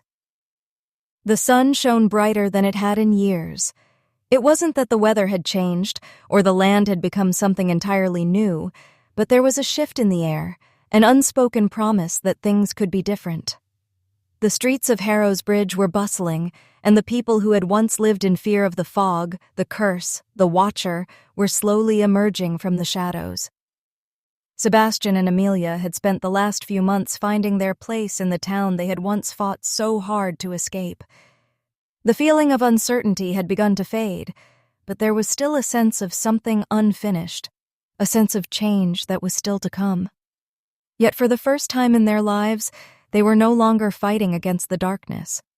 They were building something new. Amelia had returned to her art with a renewed sense of purpose. The paintings she created now were full of life, full of color and hope. She painted landscapes of the cliffs, the sea, and the village that had once been their prison. It was as if the fog that had held her captive in her mind had finally lifted, and now she could see the world clearly. But there were still moments, fleeting moments, where she would look at the horizon and wonder what else was still waiting for them, waiting for the moment when the past would catch up with them again. But in the evenings, when the sun set over the cliffs and the sky turned golden, she and Sebastian would walk through the town, hand in hand, and for a brief moment, the weight of the past seemed to vanish. They didn't need to talk about it, what they had lost, what they had fought for, because they knew they had made it. They were free. A few weeks later, as the first autumn leaves began to fall, the town gathered for its annual harvest festival. It was different this time. There was no fear in the air, no unease.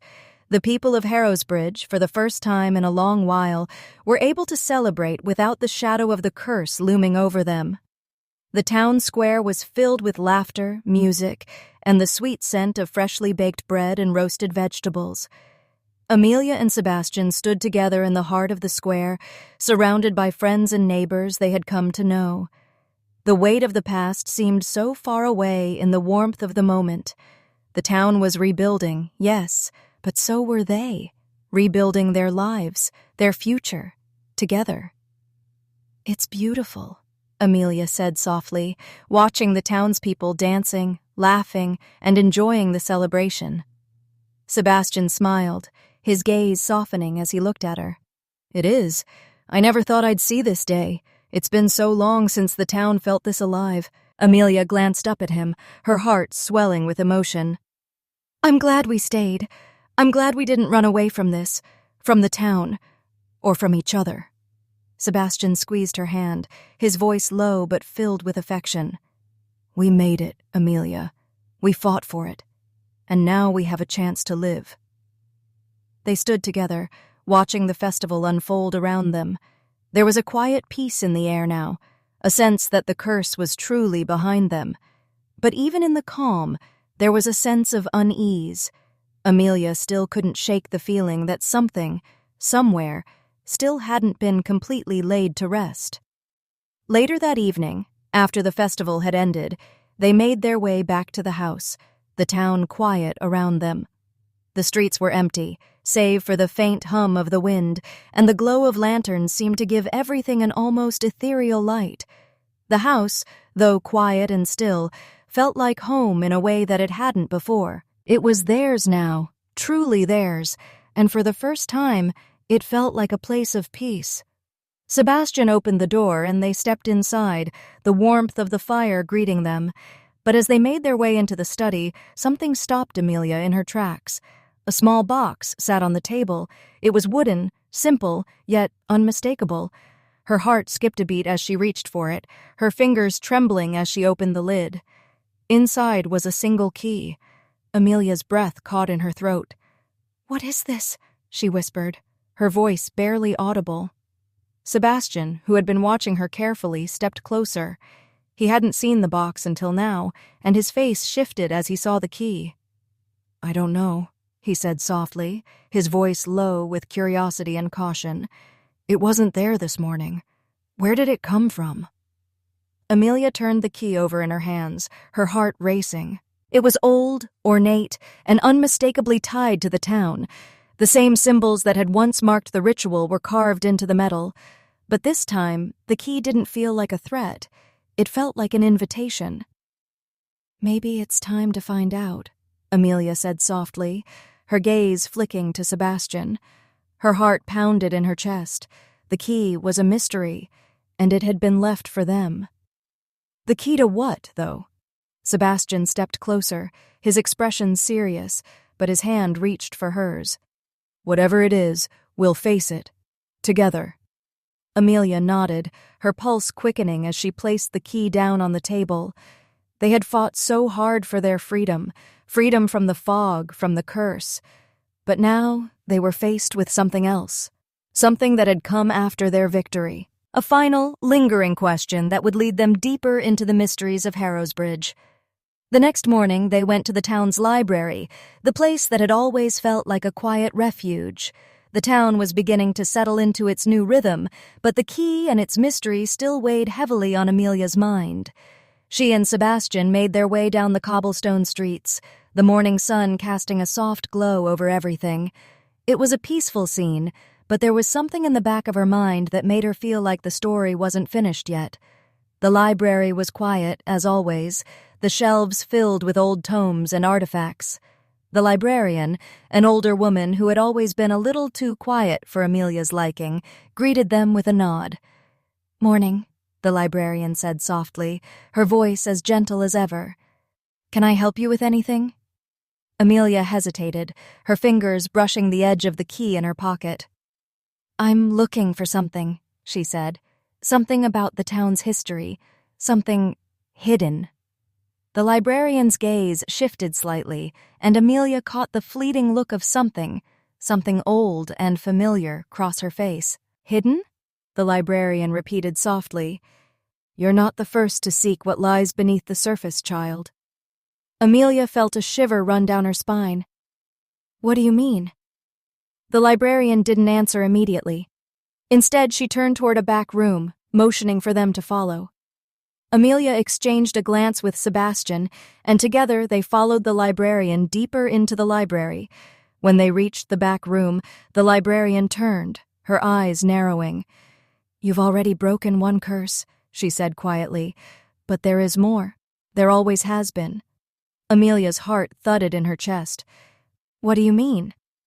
The librarian stepped aside, revealing a hidden shelf of books, each of them bound in dark leather. She reached for one, pulling it from the shelf and handing it to Amelia. "This," she said, her voice a whisper, "is the true key to your future, the one you must now face." Amelia opened the book, her breath catching as the first page revealed a new set of symbols, each one connected to a part of the town's history. And at the center of it all, the key. Chapter 24. The Key to the Past. Amelia held the book in her hands, the cover cold and heavy. The pages inside were worn, old, and the ink faded with time. As she opened it, the symbols on the first page stared back at her, twisting like an ancient riddle, their meaning just out of reach. She could feel the weight of the key she had found pressing against her, an unspoken connection between the two, a promise that this book held the answers they had been searching for.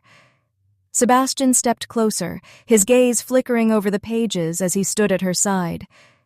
"What is this?" he asked, his voice filled with the same curiosity that now gnawed at them both. "What does it mean?" Amelia's fingers traced the symbols, but they felt foreign, their shapes unfamiliar even as they seemed to pulse with a distant power. "I don't know yet," she whispered, feeling the pull of the book as if it was calling them deeper into the town's hidden history. "But it's the key to something. I'm sure of it."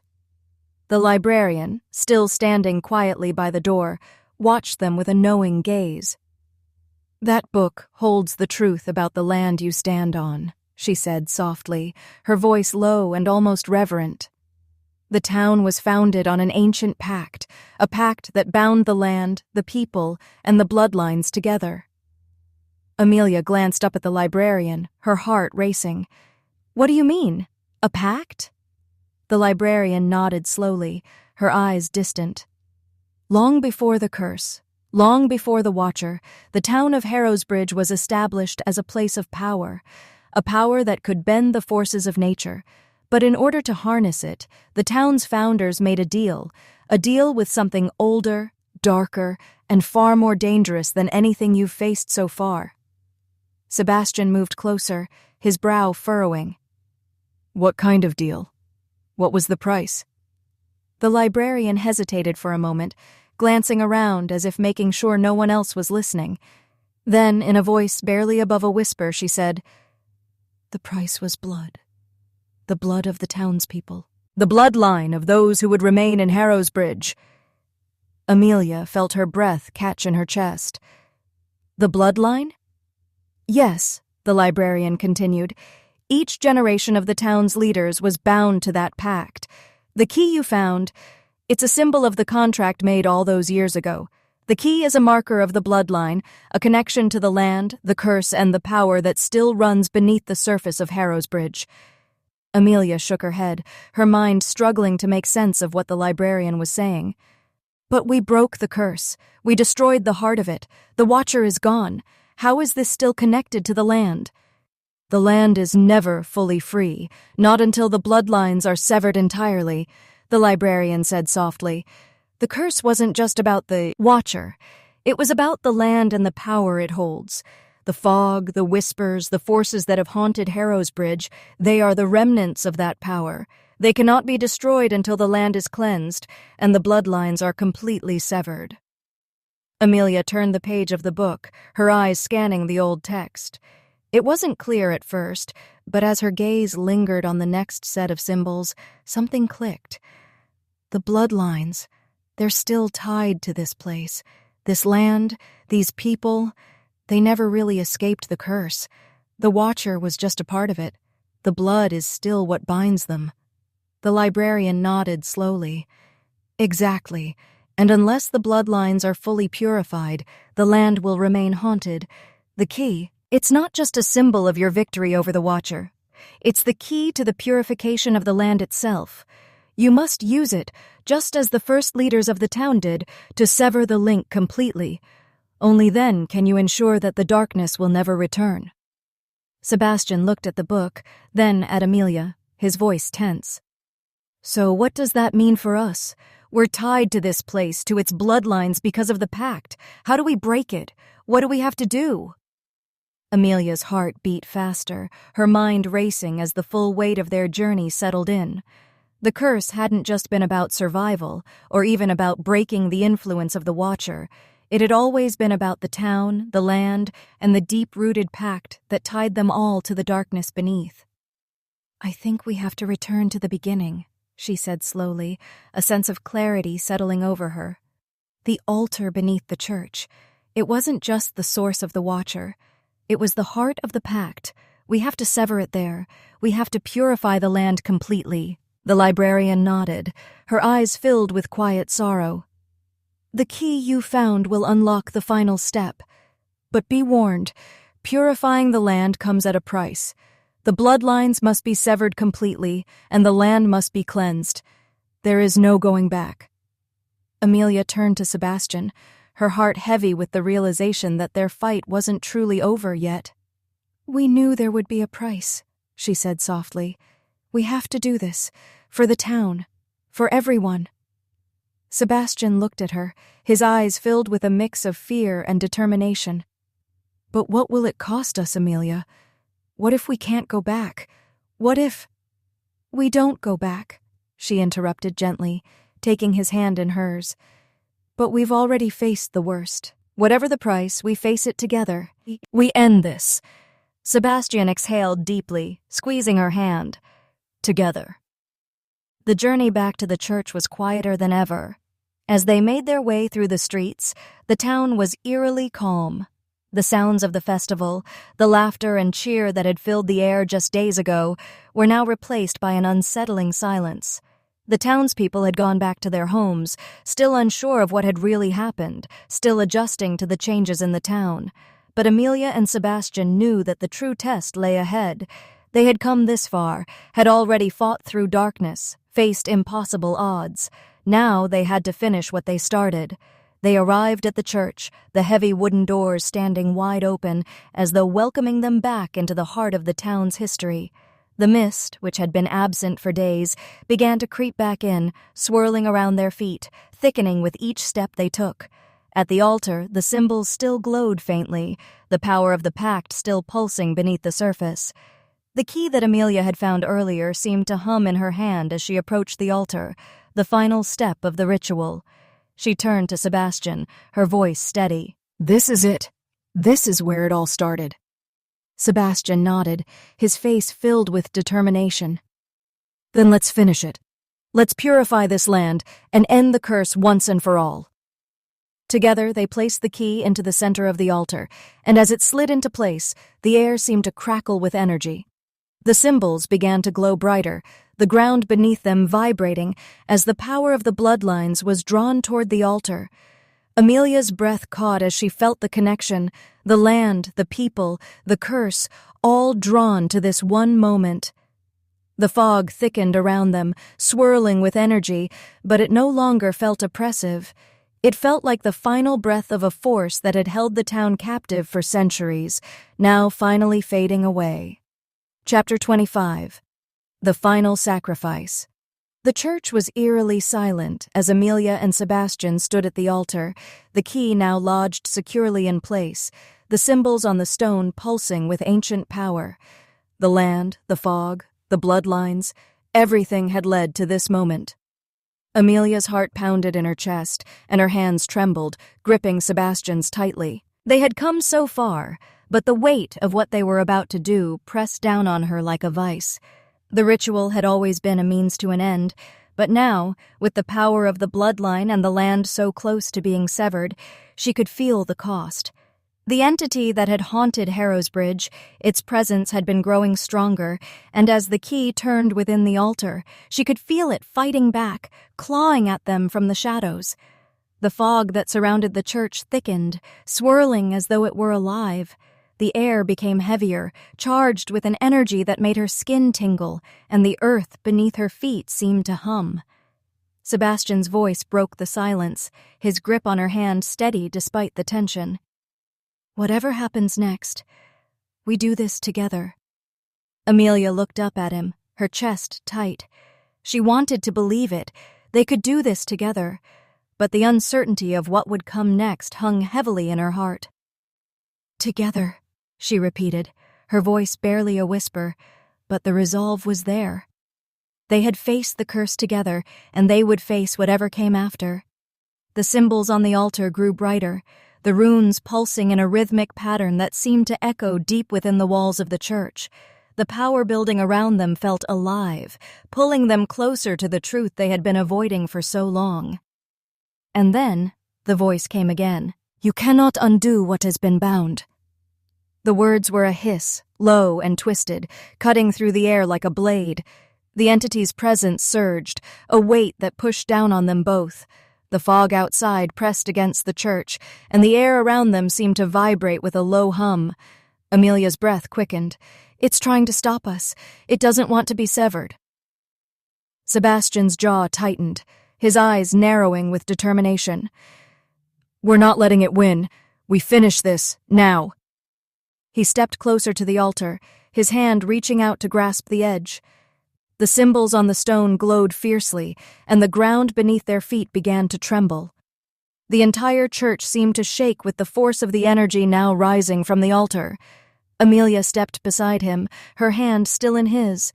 Together, they placed their other hands on the altar, feeling the power course through them. The land, the curse, everything was tied to this moment. "The bloodline is mine," the voice snarled. "You belong to me." Amelia's heart stopped.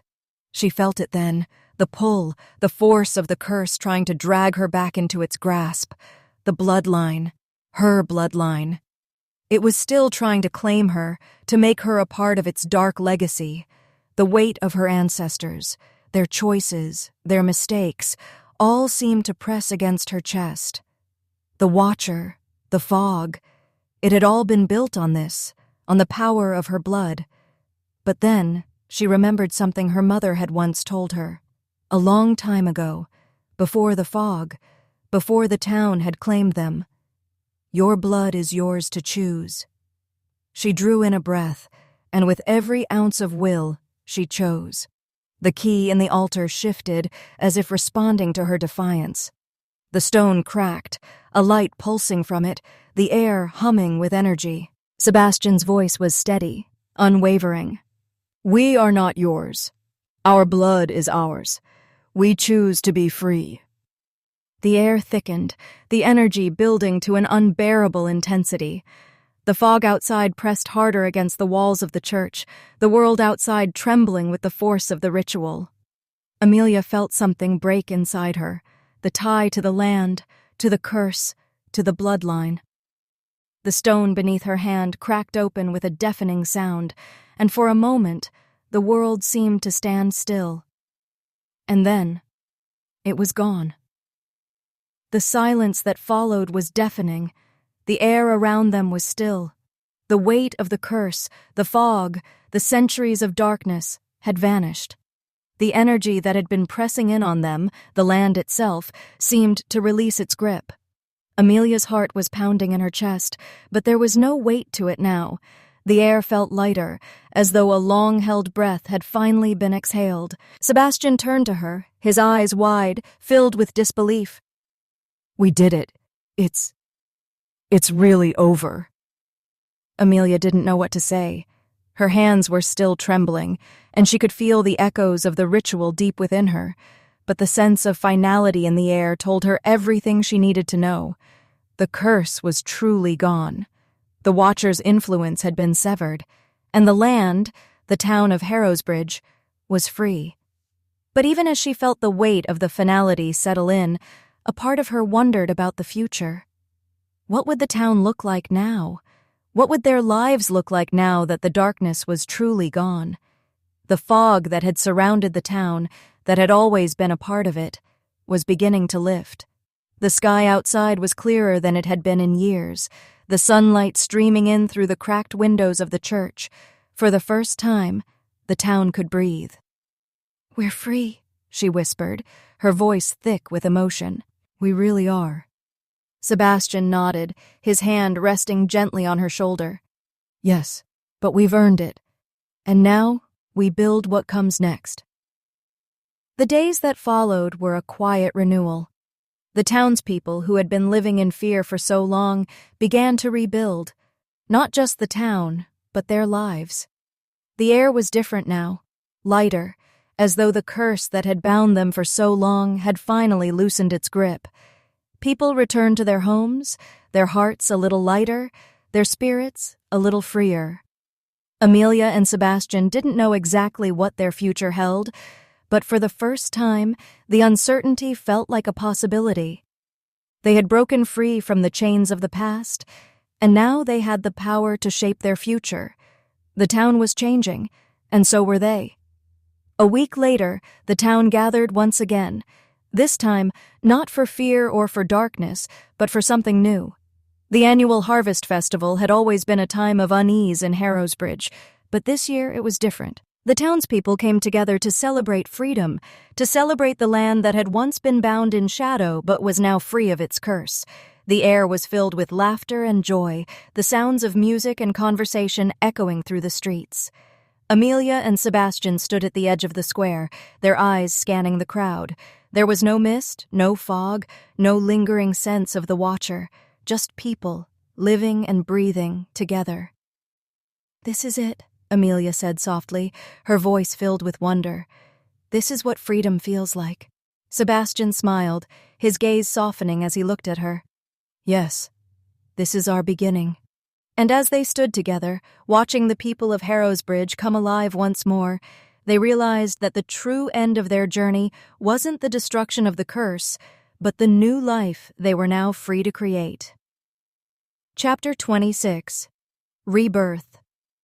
The morning after the festival, Harrowsbridge woke to the first truly peaceful day in memory.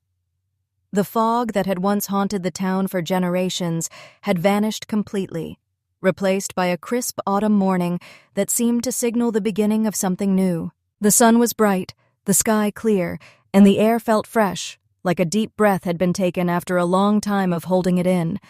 Amelia stood at the window of their small house, gazing out at the town as it began to stir. People were already in the streets, setting up for the day's work, going about their business without the ever-present dread that had haunted them for so long. The town was still here. It had survived the curse, and now it was beginning to heal. She couldn't help but smile at the thought, but there was a part of her that still felt the weight of everything they had lost. The bloodline, the curse, the pain. They were gone now, but the scars remained. Sebastian entered the room behind her, his footsteps soft but purposeful. He stood beside her, looking out at the town as well. "I've never seen it like this," he said quietly, his voice filled with wonder. "It's almost normal." Amelia chuckled, though it sounded bittersweet. "Normal? It feels strange, doesn't it? To be free, to not have to constantly fight against something." Sebastian nodded, his hand brushing against hers. "We're not fighting anymore, and that's the strangest part."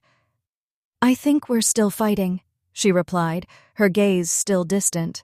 "But we're fighting for something different now, for our future, for the town." He smiled at her, the warmth in his eyes more evident than it had been in a long time. "We'll make it, together." The next few weeks were filled with the quiet work of rebuilding. Harrowsbridge began to take shape, the streets growing busier as the fog lifted completely and the town slowly returned to normal life. People began working the fields again, repairing the old houses, and opening businesses that had been closed for years. The weight of the curse had lifted, and so had the weight on the people's shoulders. Sebastian worked alongside the townsfolk, helping to repair the homes and businesses that had been abandoned during the darkest days of the curse. He found his rhythm again in the work, and Amelia could see the quiet satisfaction it brought him. Amelia, for her part, began painting again, though her work had changed. The landscapes of Harrowsbridge were still her favorite subjects, but now they were full of vibrant colors, light, and hope. She would sit at her easel for hours, letting her brush flow across the canvas, capturing the beauty of the town as it slowly came back to life. She found herself surrounded by the warmth of the community in a way she had never experienced before. She began teaching art classes to the children of the town, helping them find their own voice in their creations. They were all learning to rebuild, not just the town, but their lives. One afternoon, several weeks after the festival, Sebastian and Amelia walked together through the streets of Harrowsbridge, hand in hand. The trees lining the streets had begun to shed their autumn leaves, and the town was beginning to take on the colors of the season.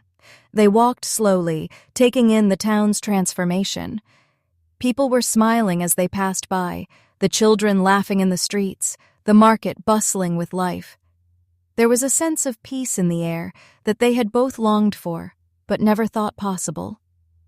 "It's strange," Amelia said, her voice thoughtful, "how quickly things can change."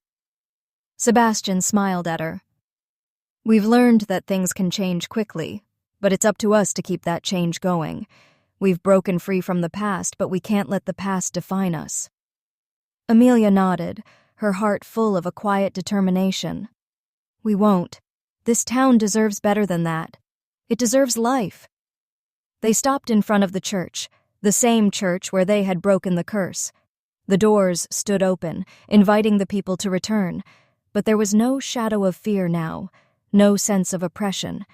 The church was just a building, no longer a vessel for the darkness that had once consumed it. It had become a symbol of their freedom. Sebastian turned to her, his face serious.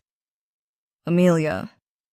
She looked up at him, feeling the weight of the moment. "What is it?" "I was thinking about the future, about us."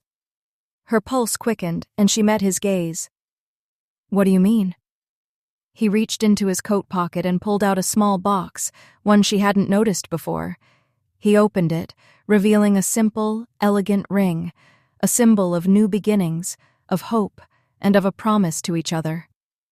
"Amelia, we've faced so much, together. And I want to keep facing the future with you. I want us to be free, truly free, to build the life we deserve. Will you marry me?" Her breath caught in her throat. The question, the ring, the promise, it felt like everything had led to this moment. A future of freedom, a future where they could create their own story without the shadows of the past hanging over them. Tears filled her eyes as she reached for his hand, her heart overflowing. "Yes," she whispered, her voice full of emotion. "Yes, I will marry you." He smiled, the warmth in his eyes reflecting the light of the world around them. He slipped the ring onto her finger, and as he did, Amelia realized that this was the moment when everything they had fought for finally made sense, the moment when the future was theirs to build, together. The days that followed were filled with quiet joy. The town continued to thrive. Harrowsbridge was reborn, not just from the curse, but from the people who had lived through it and come out the other side. Amelia and Sebastian began planning their wedding, and the town rallied around them, offering help with everything from decorations to music. But even as they celebrated their future, Amelia never stopped painting. She captured the town's transformation on canvas, its growth, its rebirth, and the faces of the people who had fought for it. She painted the cliffs, the sea, the sky, everything that had always been a part of her. But now, it was filled with light, with hope. On the day of their wedding, the town square was full of life. The sun shone brightly, the air crisp with the autumn breeze. The people of Harrowsbridge had gathered to celebrate not just the union of two people, but the new life they were all creating together. The church, once a place of fear and oppression, was now a place of joy, and the laughter of friends and family filled the air. As Amelia walked down the aisle, her heart filled with love. Not just for Sebastian, but for the town, for everything they had fought for the new life that was finally within their grasp. Sebastian stood at the altar, his eyes fixed on her, a look of pure adoration on his face. And in that moment, Amelia realized that no matter what challenges the future might bring, they had already won. They had already faced the darkness and come out the other side, together. Chapter 27. The Burden of Freedom. The days after their wedding were filled with joy, but also with an underlying sense of uncertainty. The curse was gone, the fog had lifted, and Harrowsbridge was beginning to heal, but Amelia could feel the weight of the unknown pressing down on her. It wasn't the curse that haunted her anymore. It was the question of what came next. Sebastian seemed to sense her unease. They had been building something together, piece by piece, their love, their life, and the future of Harrowsbridge. Yet there was still something unfinished in her heart. One morning, as they walked through the town square, the sky bright with the first hints of dawn, Amelia paused, her gaze catching on the distant hills. The town was alive with the sound of work. The new harvest was being prepared, homes were being restored, and people were working together to rebuild everything they had lost. The streets were no longer empty, but even amidst the hum of daily life, Amelia felt an aching need for something more. Sebastian stopped beside her, sensing her distraction. "What's on your mind?" he asked softly. She took a deep breath, her eyes still on the horizon. "I've been thinking about all of this, the town, the future we've won. But we still have so much to do. So many people still need help. We still need to help." Sebastian nodded, understanding immediately. "We've come a long way, Amelia, but we don't have to do it alone. We're free now, yes, but the next chapter doesn't have to be so heavy. We can start fresh together, one step at a time." Amelia smiled faintly, but the heaviness in her chest didn't entirely lift. "But what about the town? What about the people here? What's our purpose now that the curse is gone? I know we've been through so much, but I can't help feeling that there's still more we need to do." Sebastian's expression softened, his eyes filled with quiet understanding. "We've been fighting for so long, Amelia. But now that the fight is over, we need to heal. Not just Harrowsbridge, but ourselves. And we can't forget the future we still have to build, together. You don't have to carry the weight of the world on your shoulders. You don't have to fix everything. The land will heal in time. So will the people." She nodded slowly, but the ache remained. There were so many questions, so many things left to do. Harrowsbridge was healing, but they still had to heal too. Later that afternoon, after a long walk through the town, they sat by the cliffs overlooking the sea, the sun beginning to dip below the horizon. It had been a while since they had taken the time to truly talk about the future without the burden of the past hovering over them. Now the landscape before them felt wide open. The sea stretched endlessly before them, an expanse of possibility. "I think I've been so focused on fixing everything, on making it right, that I didn't stop to think about what I truly want," Amelia said softly, her voice almost lost in the wind. Sebastian turned toward her, a concerned look in his eyes. "And what do you want?" Amelia looked out over the sea, her thoughts swirling. "I don't know. I thought I knew what I was fighting for. Freedom, peace, the end of the curse. But now I need to figure out what comes next, what our purpose is now that we're free." Sebastian reached over and gently took her hand, his grip firm, comforting. "Your purpose has always been to help, Amelia. You've done that more than anyone could ever ask. And I've been right beside you every step of the way. But now, it's time for us to live. We've earned that. And maybe, just maybe, we take it one step at a time. Together." She smiled, the quiet reassurance in his words settling into her heart. Together. In the weeks that followed, the town continued to rebuild, and so did they. Amelia focused on her art, painting more than ever before. Her work now captured the new Harrowsbridge, the vibrant town that was growing, full of life and full of potential. She spent hours at the easel, her paintings filled with color and energy. Her connection to the land, to the town, had deepened in ways she hadn't expected. There was no more darkness in her work, no shadows to haunt the canvas. It was as if the fog had cleared, both from the world and her mind. Sebastian threw himself into helping the people of the town, organizing efforts for the restoration of the land, the rebuilding of homes, and offering support to those who needed it most. He didn't shy away from the hard work that still lay ahead. In fact, he embraced it. And slowly, the town flourished under the collective efforts of the people who had once been bound by the curse. But as they worked, they also took time for themselves. They spent more quiet days together, walking, talking, and simply being. The weight of their pasts, though still present in the quiet corners of their minds, no longer ruled them. The future was theirs to shape, and they did so with purpose and love. Months later, Harrowsbridge had transformed. The streets were vibrant with activity, children playing, people working, families gathering. The once silent and empty town had been revived, breathing in the new life that they had all worked so hard for. The scars of the past were still there, but they were now faded memories. One evening, as the sun began to set and the sky painted the world in soft hues of pink and gold, Amelia and Sebastian stood once again at the cliffs, looking out at the horizon. "Do you think it's truly over?" Amelia asked, her voice soft with a sense of wonder. Sebastian turned to her, his expression peaceful, as he nodded. "Yes, the fog is gone, the curse is gone, and now we live. We build." Amelia smiled, feeling the weight of it all finally lift. "Together." He smiled back at her, his hand gently brushing her cheek. "Together."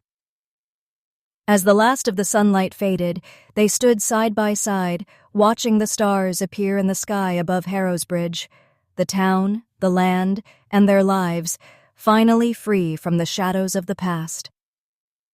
Chapter 28. Echoes of the Past. It had been almost a year since the curse was broken, and Harrowsbridge was thriving. The town had transformed from a place of shadow and fear into one of light and life. The fields were fertile again, the streets bustling with activity, and the people who had once been trapped under the weight of the curse were now free to live their lives without fear. Amelia and Sebastian had found their own rhythm, settling into their roles as both caretakers of the town's renewal and as individuals learning to navigate a new chapter in their lives. But despite the peace they had worked so hard for, something lingered, an unspoken tension, a sense that the past was never as easily forgotten as they had hoped. Amelia stood in her studio one late afternoon, staring at the canvas before her. The painting was unlike anything she had ever done before. It was an abstract interpretation of the town, vibrant and alive, but beneath the surface, there was a faint sense of unease, an undercurrent of something buried. She had painted countless landscapes, but this one felt different. She couldn't put her finger on it, but she felt the pull of the town's history, the shadows that still clung to the land, even now that the fog had lifted. "Amelia?" Sebastian's voice broke through her thoughts, soft and concerned. He stood at the door, watching her with a mixture of curiosity and quiet understanding. She turned toward him, forcing a smile. "Just thinking." He stepped closer, his brow furrowing as he looked at the painting. "It's beautiful," he said, his voice filled with warmth, though there was a hint of concern in his eyes. "But something's different. It feels heavy." Amelia let out a long breath, her shoulders sagging. "I don't know. I've been feeling it lately, the weight of everything. The town is healing, yes, but there's a part of me that can't shake the feeling that there's more to it than just breaking the curse." Sebastian crossed the room to stand beside her, his hand gently resting on her shoulder. "You've always been sensitive to the land, to the town. I think you're feeling the same thing I've been sensing. The land is healing, yes, but we're still tied to it. Our bloodlines, our past. The curse is gone, but there's still something unfinished." Amelia met his gaze, her heart heavy with the truth in his words. "That's what I've been feeling. We've done everything we could to sever the ties, but what if the land is still holding on to us? What if we haven't truly broken the cycle?" Sebastian was silent for a moment, his hand still resting on her shoulder. "I don't know," But we're not alone in this. We've faced the darkness together, and we'll face whatever this is together, too. Amelia nodded, her chest tight with the weight of her thoughts. But how do we face it? What's left to confront?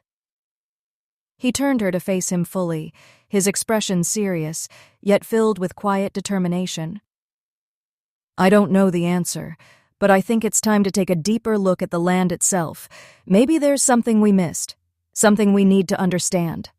The following day, they set out to visit the town's oldest landmark, the ancient forest that bordered the outskirts of Harrowsbridge. The forest had always been a place of mystery, even before the curse had been broken. The villagers had always spoken of the trees with reverence and a hint of fear, as though the forest itself was alive with an ancient power. Amelia and Sebastian had walked through it together once before, but now, with the town thriving and the fog no longer present, the forest felt different. The air was heavy with history, and it seemed to whisper to them in a language they couldn't fully comprehend. The trees were taller than they remembered, their trunks thick and gnarled with age, their leaves a deep green. The air was cool and damp, filled with the earthy scent of moss and old wood. The farther they walked into the forest, the more they felt the presence of something deep within the earth, an ancient energy that seemed to hum beneath their feet. Sebastian glanced at Amelia as they walked, his eyes focused on the path ahead. Do you feel that? He asked quietly. Amelia nodded, her steps slowing as she listened to the forest around them. It's like the land is breathing. They continued deeper into the forest, the sound of their footsteps muffled by the thick carpet of fallen leaves. The further they went, the more the sense of unease grew. There was a presence here, something that had been waiting for them. After a while, they came to a clearing, and in the center of the clearing stood a large stone circle. The stones were weathered and ancient, covered in moss and ivy. The air around the circle felt charged, as if it had been waiting for someone, to step into it. Amelia's heart skipped a beat. The circle. It looked familiar. The symbols on the stones resembled those they had seen beneath the church, beneath the altar where they had destroyed the heart of the curse. This is it, she whispered. This is where it all began. Sebastian stepped forward, his eyes narrowing as he inspected the stones. The bloodlines. This is where the pact was sealed. The first ritual, the one that bound the land and the people. Amelia felt a chill run through her. But the pact is over. The curse is broken. Why does it still feel like this place is holding on to something? She stepped closer to the stone circle, her fingers brushing against one of the weathered stones. As soon as she touched it, the ground beneath them trembled, and the air seemed to shift, as though the forest itself was waking up. Amelia pulled her hand back, her breath catching in her throat. Sebastian. He turned toward her, his expression darkening. We need to leave. Now. But before they could turn back, a deep, low rumble filled the air. The trees around them began to shake, and the ground quaked beneath their feet. The stone circle seemed to glow with an eerie light, the symbols on the stones flaring to life. From the center of the circle a voice echoed, a voice they had heard before, the same voice that had whispered to them in the church. You cannot escape what you are, Amelia. The earth beneath their feet cracked open, and a powerful energy surged upward, pulling them toward the center of the circle. Chapter 28. The Awakening. The ground beneath them trembled violently as the voice echoed through the clearing, seeping into their bones, vibrating the air around them. Amelia's heart pounded in her chest, the sound of her breath rushing in her ears, drowning out the rumbling earth. She glanced around, trying to understand what was happening, but the trees around them were bending and swaying, and the stone circle seemed to pulse, as if alive. Amelia! Sebastian shouted, his voice filled with urgency as he grabbed her arm. We need to get out of here, now! But before they could move, the earth cracked open, a fissure splitting the ground beneath them. From the center of the stone circle, an eerie, glowing mist began to rise, curling into the air like tendrils of smoke. The symbols carved into the stones flared to life, each one glowing with a strange, almost hypnotic light.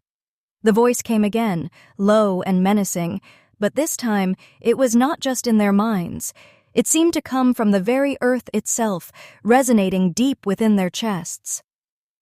You cannot escape the bloodline. The pact has not been broken. It has only slumbered. Amelia froze, her pulse quickening. It's not over, she whispered, her eyes wide with fear. The curse. It never ended. It was waiting. Sebastian's grip on her tightened as the earth continued to tremble beneath them, the fissure widening. We can't let it take us. The land, it's still bound to the bloodline. We've only severed the curse, but we didn't destroy the root. Amelia's heart sank. The truth was clearer than ever. The battle they had fought, the victory they had claimed, hadn't been enough. They had destroyed the Watcher, but the pact, the very essence of the curse, was still tied to the land and to them. A sound like cracking stone filled the air, and suddenly the ground beneath them shifted. The mist from the stone circle billowed outward, swirling around their feet like living smoke. And then, from within the heart of the circle, a figure began to emerge. It was a shadow at first, a dark form rising from the fissure, tall and imposing, its presence like a weight pressing down on them. The mist around it twisted and writhed as if it had a will of its own, and as the figure solidified, its features became clear. It was humanoid in shape, but its body was made of the same glowing symbols, etched into its dark form like the runes that had marked the stones. It was ancient, older than anything they had faced before, and it was connected to them, to the bloodline. You are mine, the figure intoned, its voice deep, resonating with a power that shook the very air around them. Its glowing eyes locked onto Amelia, the intensity of its gaze burning into her very soul. Amelia's breath caught in her throat. The entity before her, this creature, was not the Watcher. It wasn't the curse they had fought to destroy. This was the true source of the power, the ancient force that had bound the land and its people for centuries. Sebastian stepped forward, his voice steady, but filled with determination. You are not in control anymore. We've already broken your hold over this town. You are not welcome here. The figure's eyes flickered, and it let out a low, menacing laugh. You are fools. The bloodline binds you. You cannot escape me. The air around them grew colder, and the mist seemed to press in closer, choking the very breath from their lungs. The symbols on the creature's body began to glow brighter, pulsating with energy. The land itself was reacting to its presence, and Amelia could feel it in her bones, the pull of the bloodline, the connection to the past, to the darkness that still lingered beneath the surface. Sebastian turned toward her, his eyes fierce. We have to sever it, once and for all. Amelia nodded, her hands trembling as she reached for the key in her pocket, the key they had used to break the heart of the curse beneath the church. But now it felt different. The key was a symbol, a token that had marked the moment they had broken the bloodline's connection to the darkness. But it hadn't been enough. The land was still tied to them, to the pact that had been made centuries ago.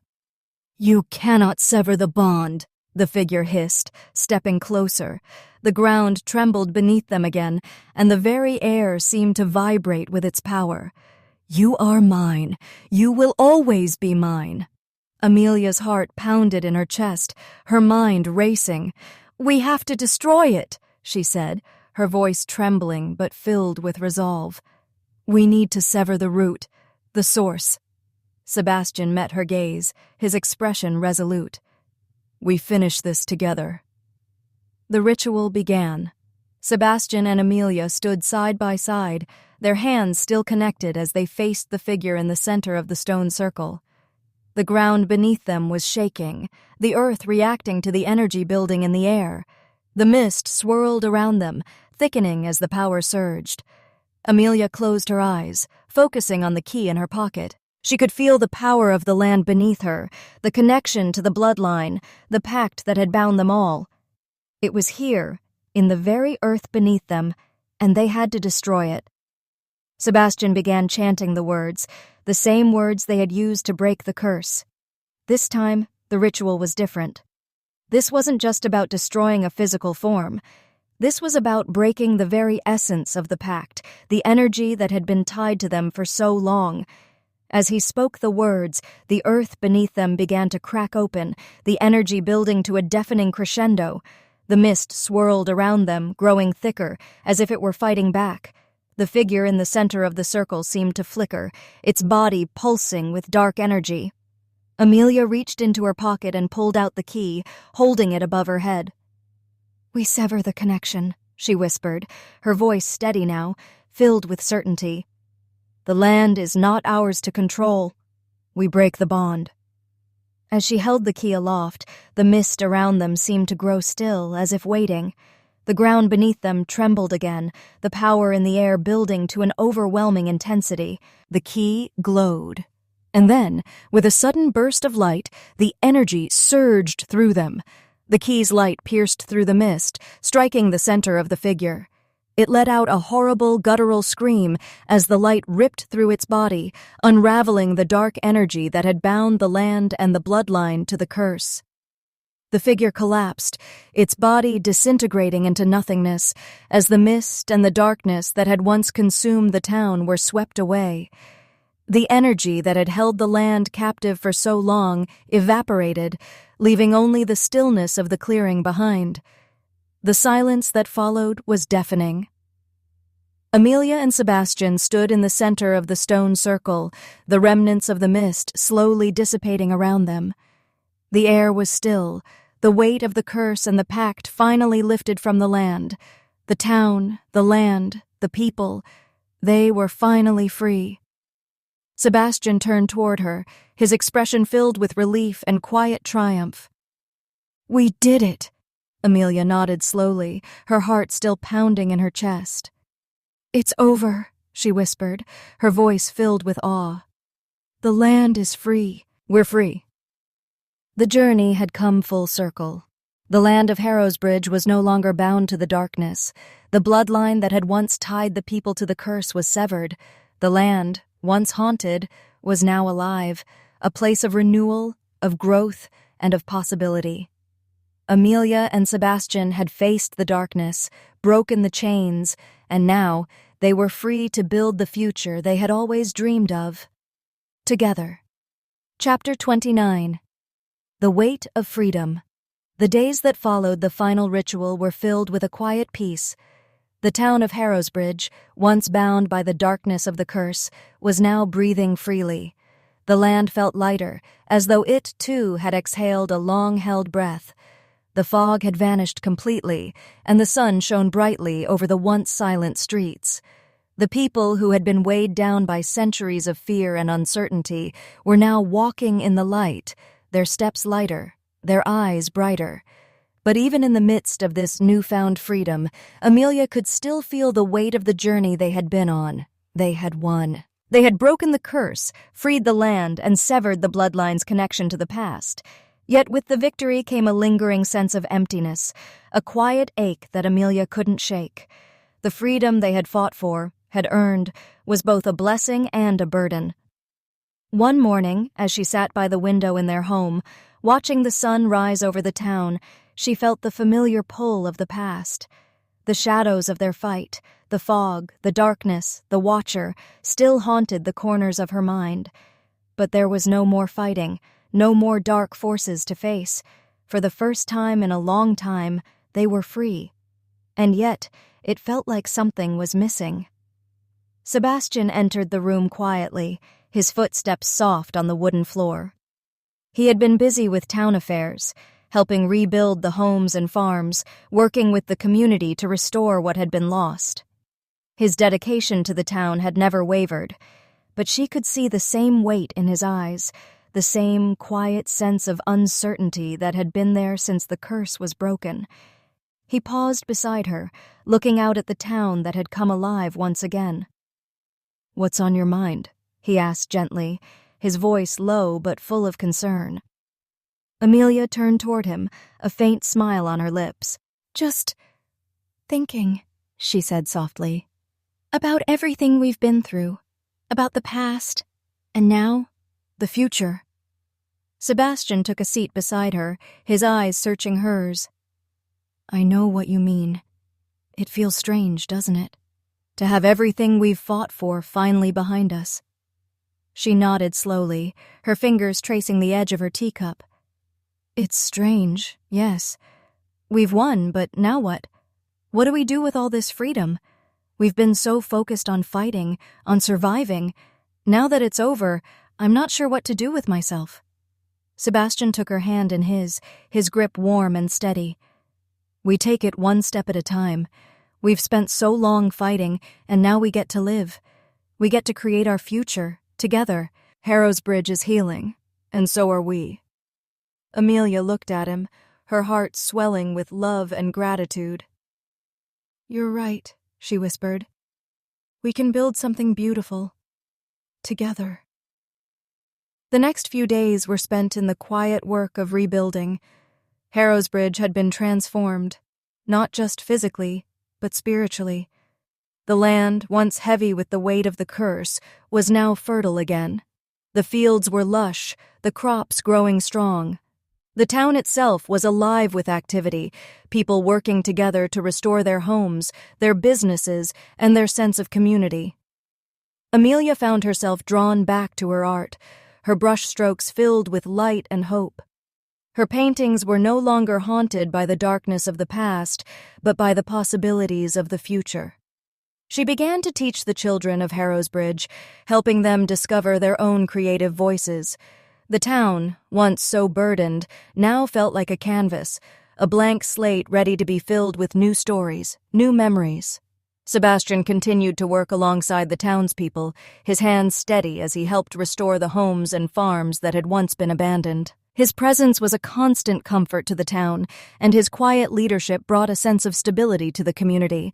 They had both found a sense of purpose in the work, but still, there were moments, late at night when the world was quiet, that Amelia couldn't help but wonder about the deeper questions that still lingered in the back of her mind. The land was free. They were free. But what did that mean for their lives, their futures? And what would life be like now that the battle was over? One evening, after a long day of work, they walked through the town together. The sun was setting, painting the sky in hues of orange and purple.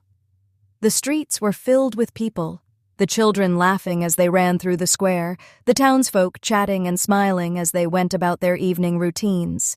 The sound of music and laughter drifted from the town hall, where a celebration was being held in honor of the town's revival. Sebastian squeezed her hand, his voice soft.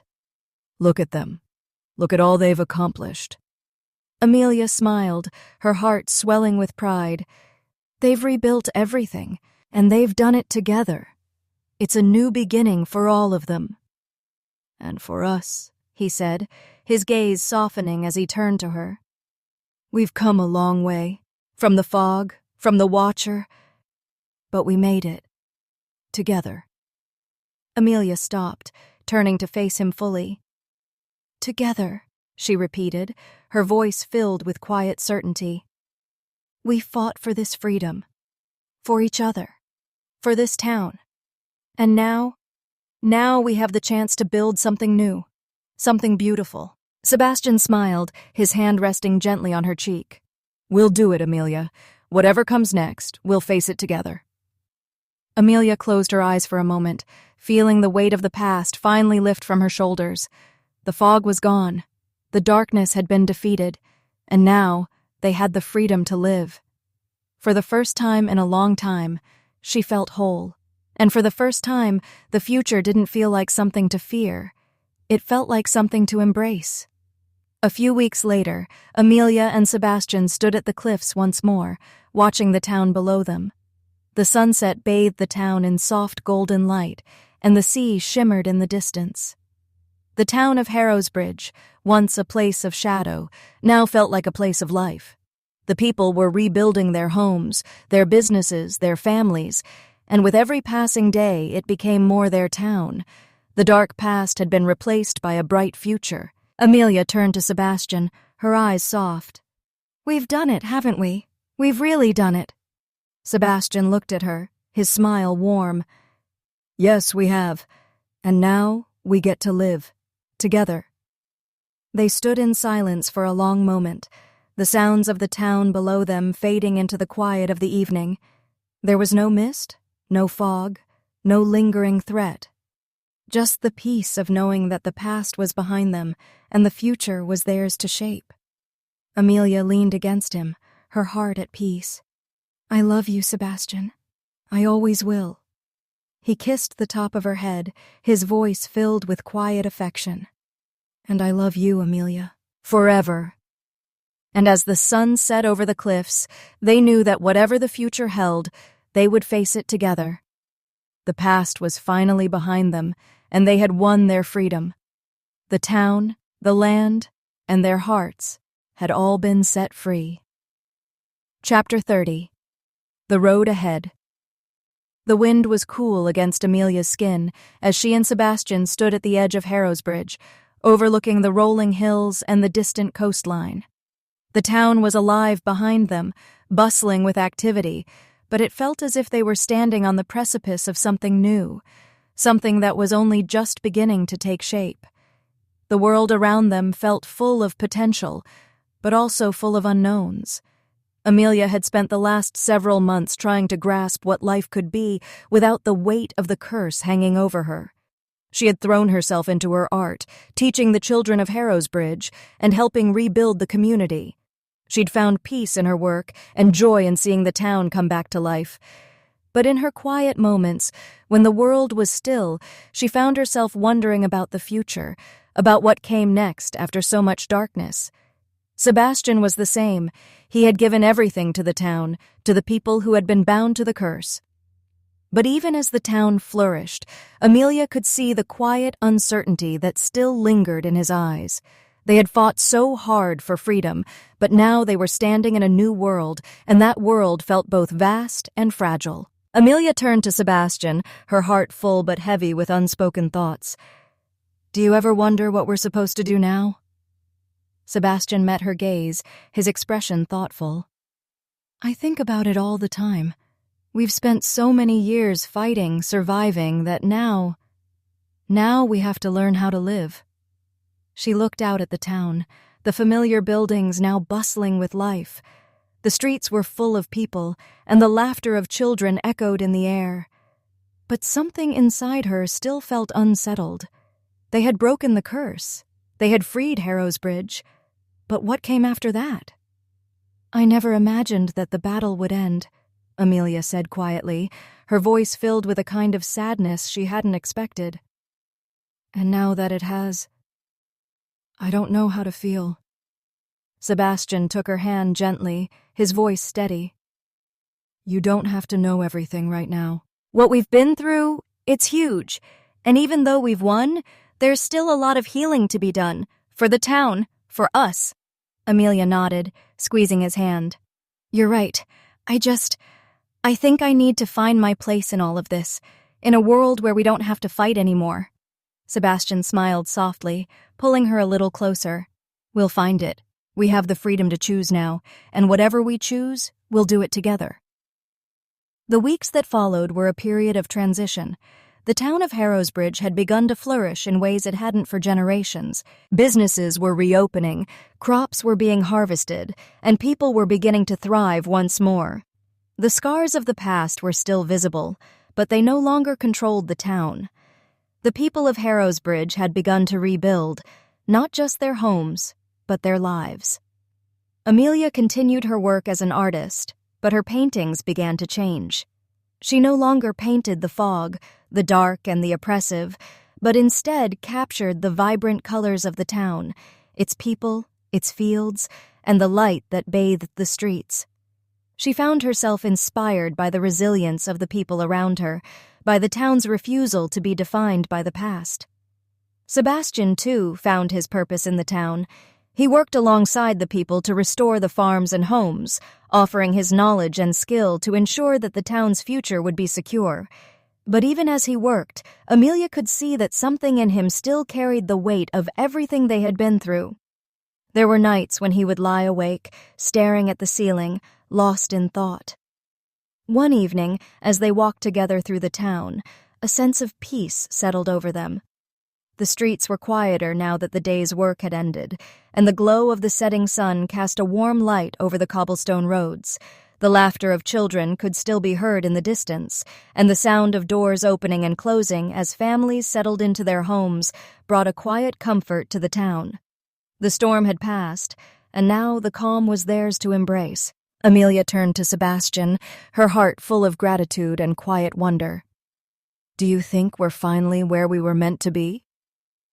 Sebastian stopped walking, looking out at the town. For a long moment, there was silence between them, the weight of the question hanging in the air. The sun's light flickered on the distant hills, the world around them bathed in the golden warmth of the evening. "I think we're finally free," he said softly, turning to face her, his eyes filled with quiet certainty. "And I think we're here because we chose to be. We fought for this. For our lives, for this town, for the people we care about. And now, we get to live it." Amelia's heart swelled, and she stepped closer to him, feeling the comfort of his presence. She could see it now, the future that had been so distant before. They had faced the darkness together, and now they could choose to build something beautiful in its place. "You're right," she whispered, her voice full of quiet certainty. "Now, we get to build." Sebastian smiled at her, his hand gently cupping her face. "Together." The next morning, as the town continued to thrive, a new idea began to take shape in Amelia's mind. She had spent so much of her life running, fighting, surviving. But now that the battle was over, she realized that what she wanted wasn't just to survive, but to create. To leave a lasting mark on the town that had been both her prison and her salvation. The land was free, the fog was gone, and now there was room to create something that could shape the future of Harrowsbridge. She shared the idea with Sebastian later that evening. "What if we opened an art center?" she asked, her voice filled with excitement. "A place where people, especially children, can express themselves, learn to create, to build something beautiful out of their experiences." Sebastian looked at her with a mix of surprise and admiration. "You've been thinking about this?" Amelia nodded, her heart racing. "Yes, the town has so much potential, and there's so much beauty in the people here, their stories, their struggles. Art can help them see that. It can help them build their future." Sebastian's smile grew wide as he squeezed her hand. "I think it's a brilliant idea, and I'd be honored to help you build it." Over the next several months, the art center came to life. The center was a place for both art and healing. It offered art classes for children, space for local artists to display their work, and a place for people to come together and share their stories. The center became a focal point for the community, a symbol of the town's rebirth and its commitment to growth and creativity. Amelia poured her heart into the project, teaching classes and encouraging the people of Harrowsbridge to express themselves through their art. Sebastian helped with the construction and organization of the center, ensuring that it would be a lasting part of the town's future. The art center became a reflection of their journey. It was built from the ashes of the past, but it was not defined by it. It was a place for healing, for creativity, and for new beginnings. One evening, after a successful exhibition at the art center, Amelia and Sebastian stood outside, looking up at the stars. The night was quiet, the only sound the soft rustling of leaves in the trees. The town was alive with activity, but for a brief moment, they were alone, the weight of the world falling away. "We've built something beautiful," Amelia said softly, her voice filled with contentment. "Something that will last." Sebastian nodded, his hand gently brushing against hers. "We've built it together, and we'll keep building, one step at a time." Amelia smiled, her heart full of love and gratitude. "Together," she whispered. And as they stood there, hand in hand, the future stretched out before them, uncertain, yes, but full of hope. They had broken the curse. They had freed Harrowsbridge, and now, together, they could build the life they had always dreamed of. Epilogue. A new dawn. Harrowsbridge had been reborn. The town that had once been shrouded in darkness, weighed down by centuries of curse and fear, was now full of life. The streets were vibrant with activity, the air filled with the sounds of laughter and hard work. The fog that had once haunted the land was long gone, replaced by clear skies and the warmth of the sun. The people had embraced their freedom, and they were rebuilding their lives, their homes, and their community. In the heart of the town, the Arts Center had become a beacon of hope. It was a place where creativity flowed, where the people of Harrowsbridge, young and old, came to express themselves and heal. The town, once quiet and fearful, now thrived on the energy of its people, united in their shared strength and resilience. Amelia stood in front of her studio, gazing out at the town, her heart full. She had painted it all: the rebirth of the town, the laughter of the children, the faces of those she had grown to love. Her art, once a reflection of the darkness she had fought, now captured the light that had come after. She had found peace, not just in the work she created, but in the life she had built with Sebastian. Together they had faced the past, conquered the darkness, and rebuilt their lives. And now they were truly free to live. Sebastian stood beside her, his arm around her waist, his gaze following hers. "We did it," he said quietly, a smile playing on his lips. Amelia turned to him, her eyes filled with warmth. "We did, and we'll keep doing it. Together." Their journey had been long, filled with shadows and fear. But now, with the curse broken, the town healed, and their future in their hands, they could finally live the life they had fought so hard for. They had broken the chains that bound them, and now the world stretched out before them, an open road, full of possibility. "We have a future now," Amelia whispered, her voice filled with quiet wonder. "One we get to build, too." Sebastian's smile softened as he took her hand. Together. As they stood there, watching the sun dip below the horizon, painting the sky with hues of pink and gold, they knew that the future they had dreamed of was finally theirs to create. Together, they had faced the darkness. Together, they had freed themselves. And now, they would build a life that was theirs, one that would stand for generations, free of the shadows that had once defined them. Harrowsbridge was no longer a place of fear. It was a place of hope, of life, of new beginnings. And as the stars began to twinkle above, Amelia and Sebastian knew that their journey had come full circle. The darkness was gone. And now, the light would guide them home. The end. Shadows of Desire. A Dark Romance. Table of Contents. Chapter 1. The Fog Lifts. The town of Harrowsbridge is haunted by a centuries-old curse. Amelia and Sebastian discover the town's dark secrets and the bloodline that binds them to its fate. Chapter 2. The Watcher. The true nature of the curse is revealed, and the Watcher emerges as a malevolent force, manipulating the land and its people. Amelia and Sebastian must confront their connection to the past. Chapter 3. The Heart of the Curse. In a desperate attempt to break the curse, Amelia and Sebastian uncover the heart of the dark power beneath Harrowsbridge. They prepare for the ritual that will change everything. Chapter 4. Breaking the Chains. The ritual to sever the bloodline's connection to the curse begins. Amelia and Sebastian face the Watcher and the ancient force that has held the town captive for generations. Chapter 5. The Price of Freedom. The curse is broken, but the land is still bound to the bloodline. Amelia and Sebastian struggle with the aftermath of their victory and the deep-rooted connection to the town. Chapter 6. Shadows of the Past. Amelia and Sebastian begin to rebuild their lives in the aftermath of the curse, but they are haunted by lingering questions about the land's true healing and their future. Chapter 7. The Key. Amelia and Sebastian find a mysterious key that holds the key to the town's deeper secrets. They are drawn back to the forest and the stone circle where the curse began. Chapter 8. The Awakening. The true source of the curse, the ancient force tied to the land, awakens. Amelia and Sebastian must confront the remnants of the bloodline and face the final battle to sever the last connection to the darkness. Chapter 9. Purification.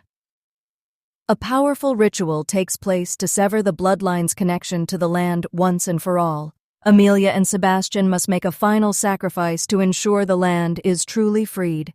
Chapter 10. The Final Sacrifice.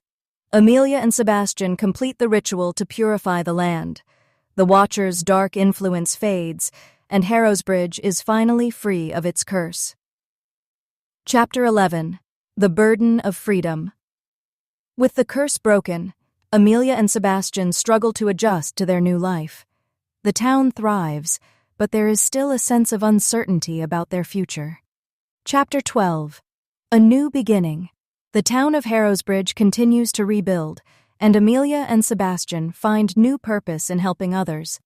They begin to embrace their freedom and build a future filled with hope. Chapter 13. A Place to Heal. Amelia opens an art center in Harrowsbridge, offering a space for creativity and healing.